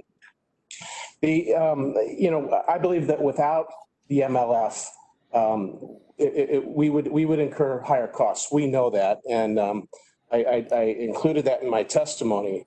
The facility has both practical applicability as well as psychological applicability to the entire market. And that's clearly been had a very calming influence on the market, and the availability of this facility for state and local issuers can't be underscored enough. To not have it, I think we would see a very different environment in the municipal market today. Much more challenging conditions for issuers to get in and borrow money at rates that would have been common pre-COVID. I hope that answers your question. Thank you. Mr. Edwards, your fellow panelists all warn of devastating job cuts, service cuts, and slow economic rebound across the country if additional federal aid is not provided. My city, Miami, had a surplus and a rainy day fund, yet we're also facing devastating cuts. Despite overwhelming testimony to the contrary, you state that there's no national crisis in local government finances. Could you please explain why you believe that to be the case? Thanks for the question. So I agree with, Dr. Zandi that, some states and some jurisdictions are in trouble. Some energy producing states like Wyoming and Oklahoma, they've seen a drop in revenues, in some cities like New York City are in trouble. Hawaii's in trouble because of, they depend on tourism, of course. But generally, if you look back at the recession 10 years ago, the local governments actually did not lose revenues overall, and that's because property tax revenues are very stable. And it looks again like during this recession, if things don't get worse, they seem to be getting better, that local governments in general will be fine because property tax revenues will stay strong. I would also say that there is continuing to be some money in the pipeline from aid that Congress has already passed. I noticed a news story a couple of days ago. The legislature of North Carolina just now appropriated $1 billion from the CARES Act, which was passed 6 months ago. North Carolina is just getting around to actually appropriating the money now. That was $1 billion. I also noticed another news story a couple of weeks ago that Idaho used $200 million from the CARES Act to cut property taxes in the state. So, yes, some jurisdictions are in trouble, but there's plenty of other jurisdictions, and I think most jurisdictions that are going to do fine, frankly, without further aid. Thank you. I couldn't disagree more. I think much of that money was obligated. Let me yield and turn to Senator Toomey for 5 or 6 minutes of questioning. We seem to be going on. Whatever you need. Thank you, Madam Chair. Let me follow up on this. According to multiple published news reports, last month, the governor of New Jersey proposed a $40 billion budget that is $1.3 billion more than the budget from last year. This summer, the state of Connecticut gave its unionized state workers a 5.5% raise. In July, Illinois gave hundreds of millions of dollars worth of pay raises to its workers. Some states, like New York, have delayed a scheduled pay increase, but they haven't canceled it because they're expecting a federal bailout. Mr. Edwards, does that kind of behavior suggest to you dire circumstances that can only be met with additional federal money? Well, I agree with your point there. There's a lot of states here that are, they're not doing what they can to restrain spending in this recession. As I pointed out, Illinois just passed a budget where the general fund was increased over 5%. If Illinois had built up a rainy day fund, say of 10% of their spending, that would have been around $4 or $5 billion. That would have easily covered their short-term cash flow problem. So, and I actually don't think it was a cash flow problem in Illinois. It's just that they were able to borrow at a lower federal rate. I think that they're, during a recession, I think state and local governments are learning valuable lessons here. They have to plan ahead. They should lower their debt load in anticipation that we'll have another recession down the road, and they should build up bigger rainy day funds. So, state and local governments are not subdivisions of the federal government. They have enormous fiscal powers by themselves. And I don't think they ought to be running to Washington whenever they get into fiscal trouble. I think they can solve their own problems. So let me look at it from another perspective. Mr. Zandi, in his testimony, written and oral, tells us that the total projected shortfalls through fiscal year 2022 are between $450 billion and $650 billion if there's a serious second wave of the virus. Now, we had a little bit of a second wave in some states over the summer. That clearly has abated, and economic numbers are coming in much stronger than were projected by just about anyone in recent months. So, according to Mr. Zandi, the budget shortfall estimate through 2022 is $450 billion, maybe higher. But how much money have we already sent to state and local governments? I'd like to submit for the record a page from the Committee for a Responsible Federal Budget, Moody's Analytics, September 16th, 2020, coronavirus funding for state and local governments, and it gives a breakdown that adds up to $456 billion. That's how much we've already sent to state and local governments. And the projected shortfall by Mr. Zandi and Moody's Analytics is for a shortfall of $450 billion, or up to $650 if there's a serious second wave. So, Mr. Edwards, first of all, I don't know if you have drilled down into these numbers, but as you point out, there are many municipalities where property taxes are coming in at or above last year. Do you agree with this range of likely shortfalls? And is there a reasonable likelihood that we've already sent as much money to the state and local governments as their entire shortfall is likely to be?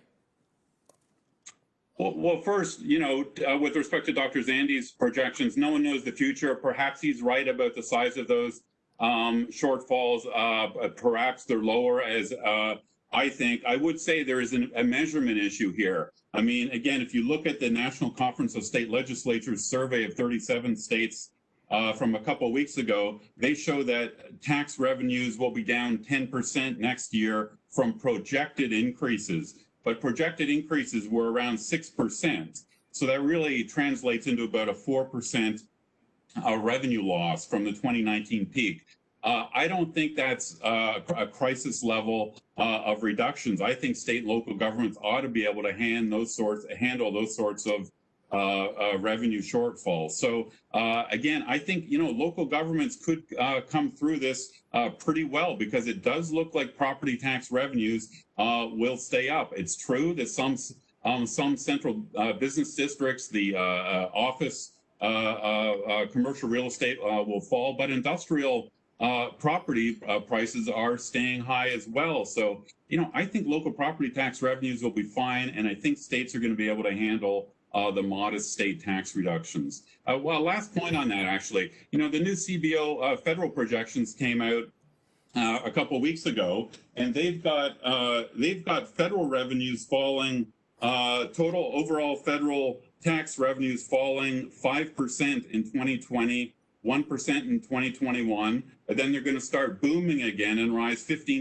in 2022. So the CBO doesn't think that federal revenues are really going to fall that far now, and usually state local tax revenues don't fall as far as federal revenues, because the federal tax system is more progressive. So I think state and local governments will be fine. I'm hoping they will be fine, but I could be wrong. We don't know the future. Thank you, Madam Chairman.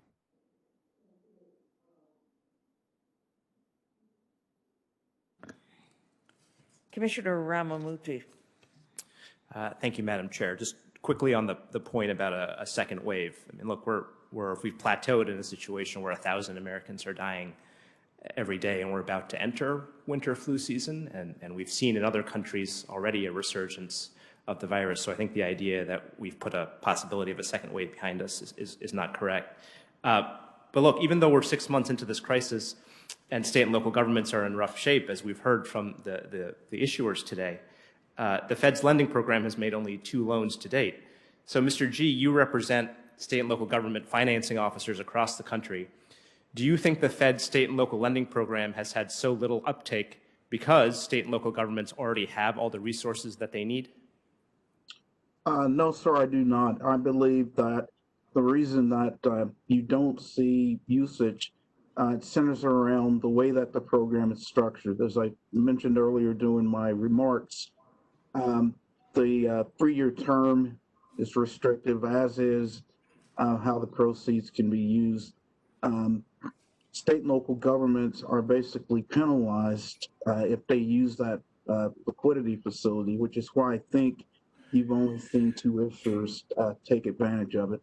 Thanks. And look, we've talked about it in the abstract, but I just want, you're on the ground, so I want to get your sense of what are the concrete impacts of this budget crunch? If state and local governments don't get additional help, either directly through the federal government or through this lending program, what are the consequences of that, and who is bearing the brunt of those changes? Citizens are bearing the brunt if no action is taken. What we're seeing is crucial services being cut, things like homeless prevention services, public health related services. So we're not out of the woods yet. I think that some may have too rosy of a viewpoint that things are turning around. Quite frankly, that is not what I'm seeing or hearing from my colleagues throughout the country.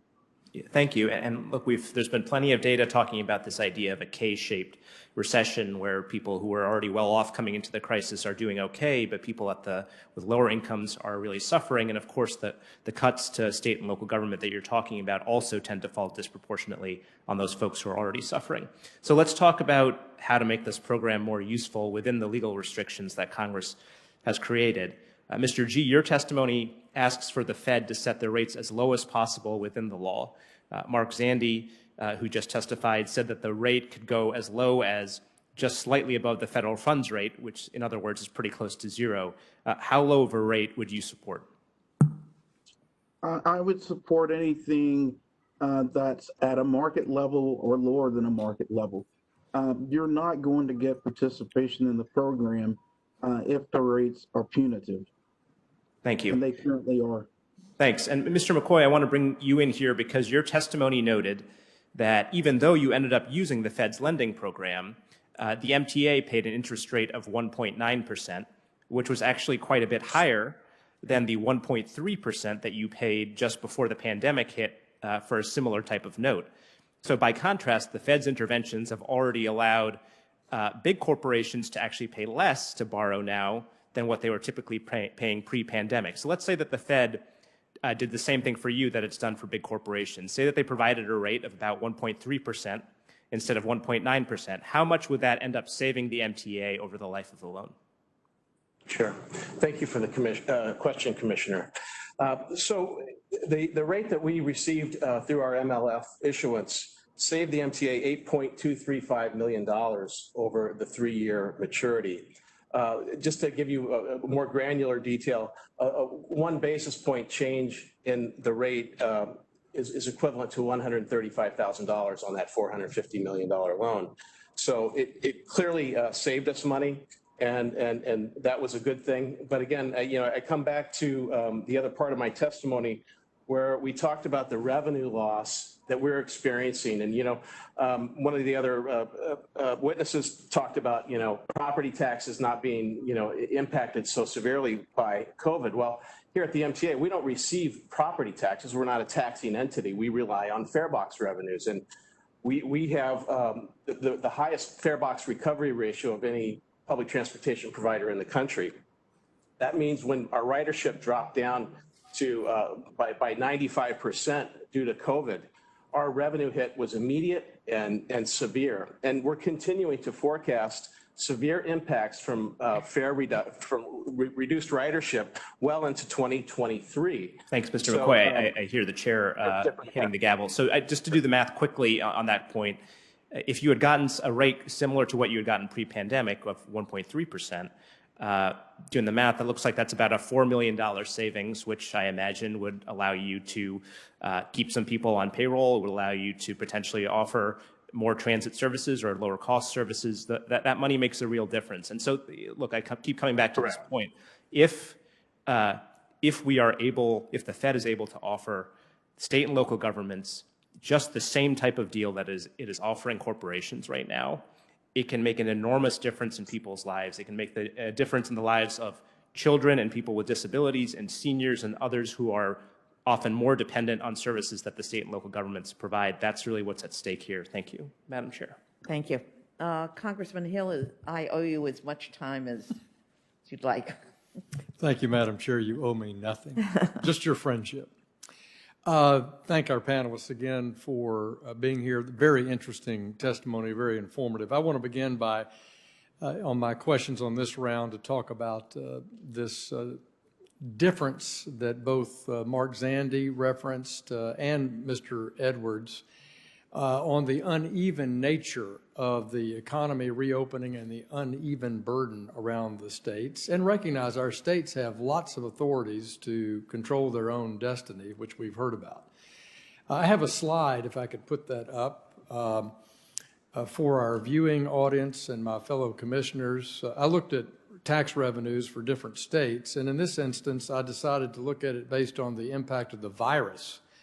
So you can see Arkansas, Texas, New York, and California. These are states that are not normally compared to one another, but I'm using approximately 2,000 cases per 100,000 infection rates. But in the case of Arkansas and Texas, those governors basically kept their states open in fighting the coronavirus, trying to minimize the impact on dislocation of their economies. And you can see that tax revenues July year over year are up 14.9% in Arkansas, 4.3% in Texas, and our friends in New York who bared a huge brunt at the beginning of this terrible pandemic. Tax revenues year over year in July are down almost 9%, and in California down 45%. I'd like to insert that in the record, Madam Chair. Thank you.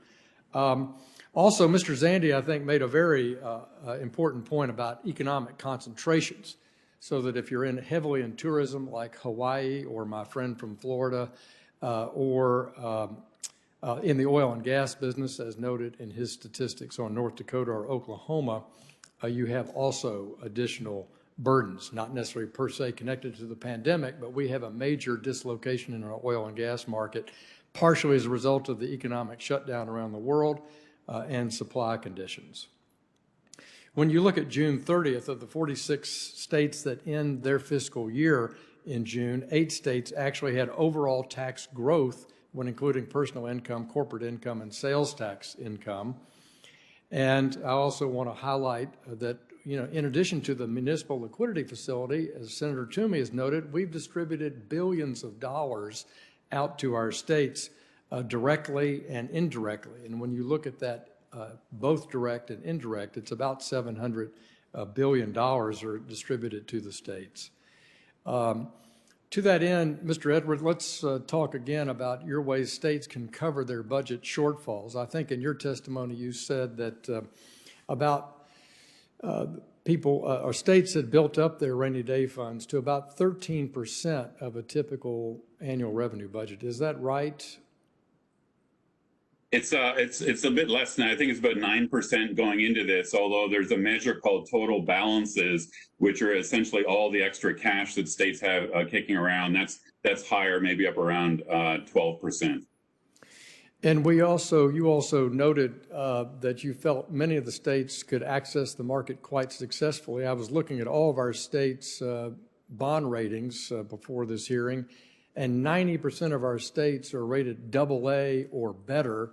Wouldn't they have regular access to the capital markets? No, that's absolutely right. And in fact, all states would have better access at lower interest costs if they reduce their debt burdens during economic growth years. So You know, the MTA, for example, I sympathize with the plight of the MTA New York. It's in terrible trouble, but they would be in a lot better position if New York area policymakers hadn't let the MTA get so deeply in debt. It is deeply in debt. The interest costs as a share of its cash flow have risen pretty dramatically. States can avoid getting into that position. Some states finance a lot of their capital investment pay as you go. Most roads and highways in the United States are financed mainly pay as you go, meaning out of gas tax revenue. So if you look at some states like Nebraska, they have very low debt loads. That really bodes well for those sorts of states. When you go into recession, they're in a much better financial position, it seems to me. Thank you. Well, I also note for the record, Madam Chair, that Illinois, of course, we've talked about here, has accessed the market successfully and participated in the municipal liquidity facility. It's the lowest rating of the states I reviewed at BBB. New Jersey, which was just reported to us this morning, is entering the market and has an expanded budget, is single A minus. Kentucky and Connecticut at single A, and Senator Toomey's home state of Pennsylvania at A plus. So essentially all of our states, the 90% of states that are double A or better, or these states that even have a slightly lower rating, modestly slightly I might add, have all accessed the market quite successfully. Thank you, Madam Chair. I yield back. Thank you, Congressman Hill. We'll repeat our order of questioning, and each commissioner will now have a second round of questions for these witnesses. I'll start by recognizing myself for 5 minutes. Dr. Zandi, according to Mr. Edwards' testimony, economic conditions in the municipal bond market are normalizing. I represent Miami, he clearly missed my community. And he also said it's not fair or prudent to increase government borrowing and spending further. Among other things, he cites projected versus actual state and local revenues. Do you agree with his assessment of the economic outlook and his statement that additional federal assistance is not fair or prudent? And could you repeat your recommendations with regard to the municipal liquidity facility and additional federal assistance or otherwise? Sure. Well, thank you. No, I think the budget situation is very serious, and it's a script being written that there's a lag. We're already seeing a lot of the revenues get pummeled here, but there's a very significant lag between what's going on in the economy and when it shows up in tax revenue, particularly like income tax revenue. A lot of what we're observing now is based on final settlement payments on 2019 income when the unemployment rate was 3.5% and wage growth was strong. Doesn't reflect what's happening in 2020. So I think as we get more numbers towards the end of this year going into next year, we're going to see significant declines in income tax revenue and more states across the country. This is an ecumenical problem regionally. It's not just, a few states. It's going to be much of the country is going to be engulfed in this. Property tax revenue the same way. That is a long lag. The problem this go around isn't house prices as much. That was the problem in the financial crisis. This go around is going to be commercial real estate values, and it's going to take a while for that to flow through, and it's going to have a big impact on revenues for lots of local governments across the country. And I think it's clearly evident. I mean, we can pick anecdotes across the country, but for me, the thing that encapsulates the stress most vividly and clearly is that state and local governments in the last 6 months have reduced payrolls by 1.1 million jobs, 6% of their workforce. And I think in the last 3 months, they've delayed those cuts because they hoped and they believed, because most everyone believed, that they would get some additional federal government aid to help support them. And now as it becomes increasingly clear that that aid is not coming through, they're not going to get that aid, I think these cuts are going to become quite significant. So we're going to see how things go here pretty quickly, I think, over the next few months, certainly by the end of the year, how serious this is and how much economic damage it's going to cause to communities across the country. Finally, I'd say that $450 billion low-end estimate of the budget shortfall through fiscal year 2022 is on top of the government support, federal government support that's already been provided. So that's in those calculations. That's history. That's in the data. It's 450 billion on top of that, assuming no significant increase in infections going forward. So very significant. So in that context, that is what I just described to you, that outlook, I think it's critical that we look for other tools to try to support a state and local government, and the municipal liquidity facilities. And here's what I do. First thing I do, I extend it, because this is a script being written. The pandemic is not going to be over on December 31, 2020. We've got to extend it. Secondly, we've got to lower the rate. The Fed is willing to do this. They lowered it once. I think they need to lower it again. Let's make this less punitive so it opens up access. 3, extend the term. You've already heard from the other folks that are on the ground here that 36 months is just not practical. Then means it's not particularly useful. 4th, I really think about expanding out what the money can be used for. And 5, think about how you can defer some of these payments to make it a little bit more attractive. I mean, here's the thing. I could be wrong. Yeah, I hope I'm wrong. Hopefully the world, our economy, the fiscal situation turns out a lot better than I'm anticipating. But look, I fear that I'm right, and if I'm right, and we're not prepared for it, and if we don't prepare for it, policymaking economic 101. When you have a lot of uncertainty, you press on the accelerator. You do more than you think is necessary because you don't know, and I assure you, we don't know. This pandemic is still ongoing. Thank you. Senator Toomey.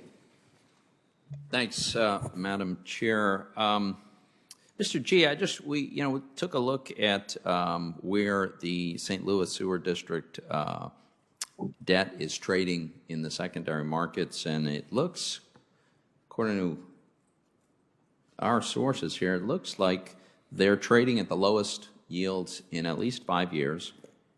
3-year paper with 3 years remaining life is trading at 21 basis points. And you suggested that the MLF should be offering rates below what the market is offering. But obviously, this whole program is ultimately backstopped by U.S. taxpayers. How much lower than 21 basis points should taxpayers be lending money to the St. Louis Sewer District when it can borrow money for 21 basis points in the capital markets? Well, sir, I'm not suggesting that taxpayers lend money specifically to my agency. I was speaking in terms of state and local governments, which may not be as in as good a financial shape as my agency. We're AAA rated utilities, so the conditions that we are currently facing may not be as dire for us as they are for some of my colleagues at state and local governments. What I think we're asking for is to simply make the MLF competitive. And as it exists right now, it is not competitive. So if you're actually looking for entities to utilize this facility, then I believe that the rate structure needs to be at market rates or lower. So I can't disagree with the notion that if the goal is to get people to borrow, you have to give them a better deal than what they can get in the capital markets generally. That's just not my goal. My goal was always to ensure that we would have a liquid functioning market, and we have that. Mr. Edwards, 2 questions. The first is, we've never had an MLF before, but we've had recessions before. We've had all kinds of disasters before. How have states and municipalities managed through difficult times in the past? So that's one question. And then the second is, we've got a very wide range among our states and certainly among municipalities in terms of expenses per capita, in terms of tax regimes and tax revenue per capita. And the people of the various states get to decide through the elections they held what kind of regime they want.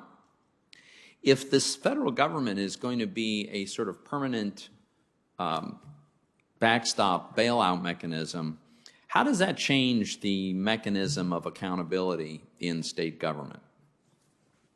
It's a great question. I mean, one of the things I'm really concerned about here is the incentives for state and local governments going forward. The more the federal government gets involved in this sort of emergency loan to state and local government, the less incentive they have to be prepared for the future. As Dr. Zandi noted, I mean, most states did build up substantial rainy day funds after the last recession. California, for example, was really hard hit during the recession a decade ago, and they, to their great credit, they built up a very large rainy day fund, so that's great. So you have to think about forward-looking incentives here.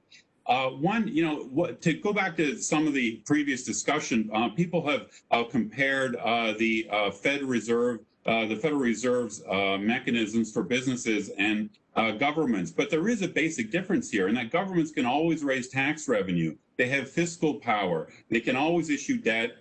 They can always trim spending. Businesses during recessions, especially when state and local governments are mandating closures of millions of small businesses, they often don't have a choice. They get into terrible fiscal and financial trouble because the revenues just disappear in front of their eyes. Governments are really never in that situation because they can always rely on taxation. And for local entities like the MTA, I think the first backstop ought to be state-level governments and not the federal government. I think state-level governments have enormous fiscal power, and if their local governments get into trouble, I think that should be mainly their responsibility. Thank you, Madam Chair. I yield back my time. Thank you, Madam Chair. Mr. Edwards, you've testified today that the federal government shouldn't help state and local governments in part because, quote, debt finance spending by the federal government pushes costs forward onto younger generations of Americans. You actually made the same argument in 2008 when you opposed federal aid for state and local governments in the midst of that recession. You wrote, spending on a stimulus package would be funded by additional government borrowing, and the burden of that borrowing would fall on young people and future taxpayers.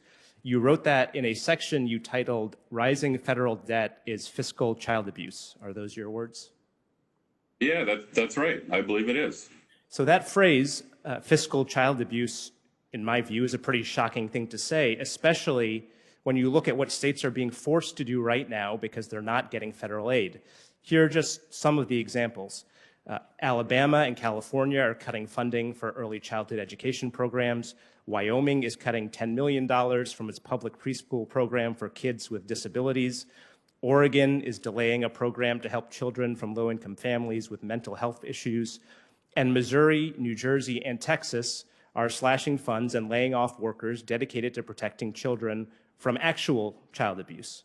All of these changes will have lasting effects on this generation of kids, especially the most vulnerable among them. So, Mr. Edwards, how much actual harm to kids today are you willing to tolerate based on your concern about so-called fiscal child abuse?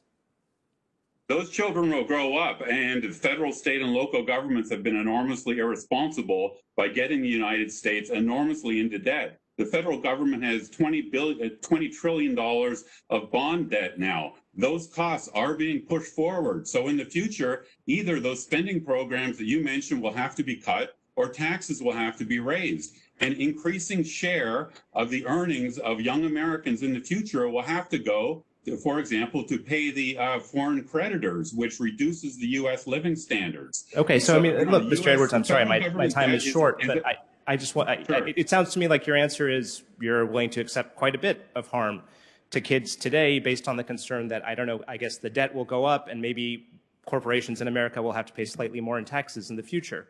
Look, it's incredibly cheap. Those programs you mentioned are state programs, so the state governments they should balance the costs and benefits of funding those programs. Mr. Edwards, look, the point I'm making, excuse me, sir. Look, the point I'm making is that it's incredibly cheap for the federal government to borrow right now. The interest rates are under 1% for a 10-year repayment term. And I think it's frankly perverse to cite your concern for children to justify cuts that will do actual harm to children right now.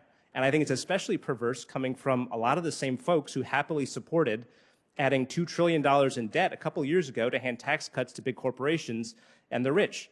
But look, even setting aside this moral question of whether we should make our kids suffer lasting harm today rather than borrow at record low interest rates, it's also just terrible economic policy. Experts across the political spectrum agree that every dollar of federal aid to state and local governments produces more than $1's worth of economic growth. Mr. Zandi has said that. Glenn Hubbard, who was the chair of President George W. Bush's Council of Economic Advisors, has said that. And the Nonpartisan Congressional Budget Office has said that. They've each found that $1 of state and local aid produces about $1.20 or $1.30 in growth. But Mr. Edwards, you dispute that point in your testimony, citing a single study. You write, quote, a 2019 review of the academic literature by the University of California's Valerie Ramey suggests that $1 of federal aid would actually result in less than $1 of growth. Is that right? Yeah, that's absolutely right. And it wasn't just a single study. She reviewed all the academic economic studies over the last decade, and she concluded that the multiplier for government spending was probably less than 1. There's no certainty here, but she thought probably. I would say also that this. But sorry, thank you, and Mr. Edwards. Thank you. That's all I wanted to know. But look, I actually took a careful look at the study, and it also says later that when monetary policy is very accommodative, in other words, when interest rates are low and will be low for a long time, government spending in the United States can generate $1.50 or more in returns for every dollar. So as I'm sure you know, Mr. Edwards, interest rates are currently at 0, and the Fed announced yesterday that it was planning to keep them that way through 2023. So do you agree that the study you cited actually suggests a return of far more than $1 on every dollar we dedicate to state and local aid right now? No, I think that there was a lot of uncertainty with what she said about, she called a zero lower bound. Her main central conclusion was that the multiplier was from about 0.6 to 0.1. And if you look at her other studies on her webpage over the last decade, they similarly, they suggest perhaps lower multipliers than other people have found. I know Dr. Zandi. Thank you, Mr. Edwards. Just because my time, I want to be respectful of the chair. Look, I agree that there was some uncertainty, and I wanted to be extra sure about all this. So yesterday, I called up the author of the study, Professor Ramey, to ask her specifically what she thought. And she wrote me a short letter in response, which I'd like to submit for the record. And Ms. Ramey says, quote, my estimate of the likely multiplier for federal grants or loans to state and local governments, conditional on the current economic and policy situation, is likely to be somewhere between 1.2 and 1.5. So I'm glad that we resolved that question. Look, I'm running short on time, but if this is the best case against more federal support to state and local governments, then I think that position is pretty laughable. Thank you, Madam Chair. Congressman Hill. Thank you, Madam Chair. Mr. G, let me express all of our thanks for you for helping navigate COVID-19 for Metro St. Louis, and also thank you for your leadership for government finance officers across the country. I can't think of a more challenging period or a more interesting period for that work. We've talked a lot about the municipal liquidity facility today, but we've also talked about the billions of dollars that have been sent to the states. I know listening to the Missouri congressional delegation, there's been some complaining about the governor of Missouri's sharing of that money with state and local governments. And I note in the U.S. Treasury IG report that about 26% of the money sent to Missouri has been spent to date. But I looked at St. Louis County particularly, that got $173 million directly to St. Louis County, and yet in that same IG report, only about 6% of it has been spent, $11 million. And I wondered, has St. Louis County shared any of the CARES Act money with you and your official capacity in the sewer and water aspect of Metro St. Louis? Well, thank you, sir, for the question. Let me just start off by pointing out, with governmental entities, there is a difference between spent and encumbered.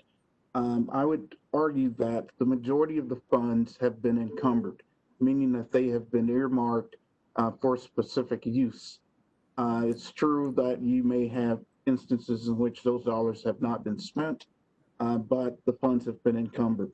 With respect to your question regarding the St. Louis County government, we have not requested any CARES Act funding from that governmental entity. I can't really speak to their finances. I'm not part of St. Louis County government. Have you asked for any funding, CARES Act funding, from any entity in Missouri, the city of St. Louis, the county of St. Louis, the state of Missouri? We have not requested any CARES Act funding. We have requested some funding from FEMA that would cover some of our PPE-related expenditures. Right. Well, I recognize your point, and I accept it on encumbered. That number is a moving target in the states. They'll initially legislatively approve a large allocation and then end up not needing it, and so that number is a moving target.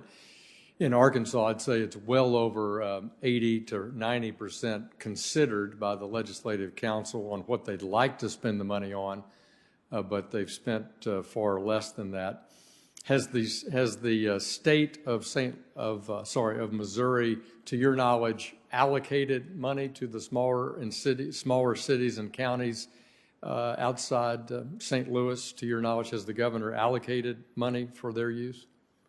It's my understanding that funds have been allocated to the counties and the cities, and the counties have allocated funds to some of the smaller cities that were not eligible for a direct allocation. Thank you. Dr. Zandi, to you, thanks for all your work with our states. I believe we use your forecasting model in the state of Arkansas for our revenue forecast. So we're grateful for your influence across a lot of economics in our country. And you've been describing the stress that you see in state and local revenues going out to 2022. Do you think the U.S. economy will rebound and have a positive GDP growth in the fourth quarter of this year? And also, do you think it will have a GDP increase, a positive increase for the full year of 2021, calendar year of 2021? Well, I think it depends on two things. One, the pandemic and how it unfolds. But let's just put that to the side and let's assume that the pandemic remains roughly where it is today in terms of infections and deaths. But the second is whether Congress and the administration are able to come together and pass some additional fiscal rescue support to the economy in the next 3 weeks before you go away for recess. If you do, and it's a substantive package that includes aid to state and local government, then I think we'll get a positive quarter. We'll get growth that's somewhere 3, 4, 5% annualized in Q4. If you don't, if there's no additional support, I think we'll likely go back into recession by the end of the year, negative job numbers and rising unemployment. So I think a lot depends on what happens in Washington, D.C. over the next 2 to 3 weeks. Would you, considering that recessionary risk and the pandemic risk, would you recommend in 2021 a $4 trillion increase at the federal government level? I'm sorry, a rescue package of $4 trillion? No. Would you recommend a tax increase at the federal government level of $4 trillion in FY21? No. I think until the economy is back on its feet and we are closing in on full employment, I think it's important for the federal government to continue to provide significant support, both through significant additional spending, and I would not raise taxes in any significant way until we're close to full employment. Once we're at full employment, I do think we need to pivot, and we need to really focus on our long-term fiscal situation as a nation, and that will require tax increases and government spending restraint, both. Thank you very much. I yield back. I think we need to be very aggressive. Thank you. Thank you. On behalf of the Congressional Oversight Commission, I'd like to thank all of our witnesses for their time and testimony today. A special thanks to the Senate Finance Committee for allowing us to use their hearing room. I also want to thank our commissioners, my fellow commissioners, for their participation today and for their thoughtful questions. And of course, our staffs for their assistance with this hearing. Commissioners may also submit follow-up written questions for the record. This hearing is now adjourned.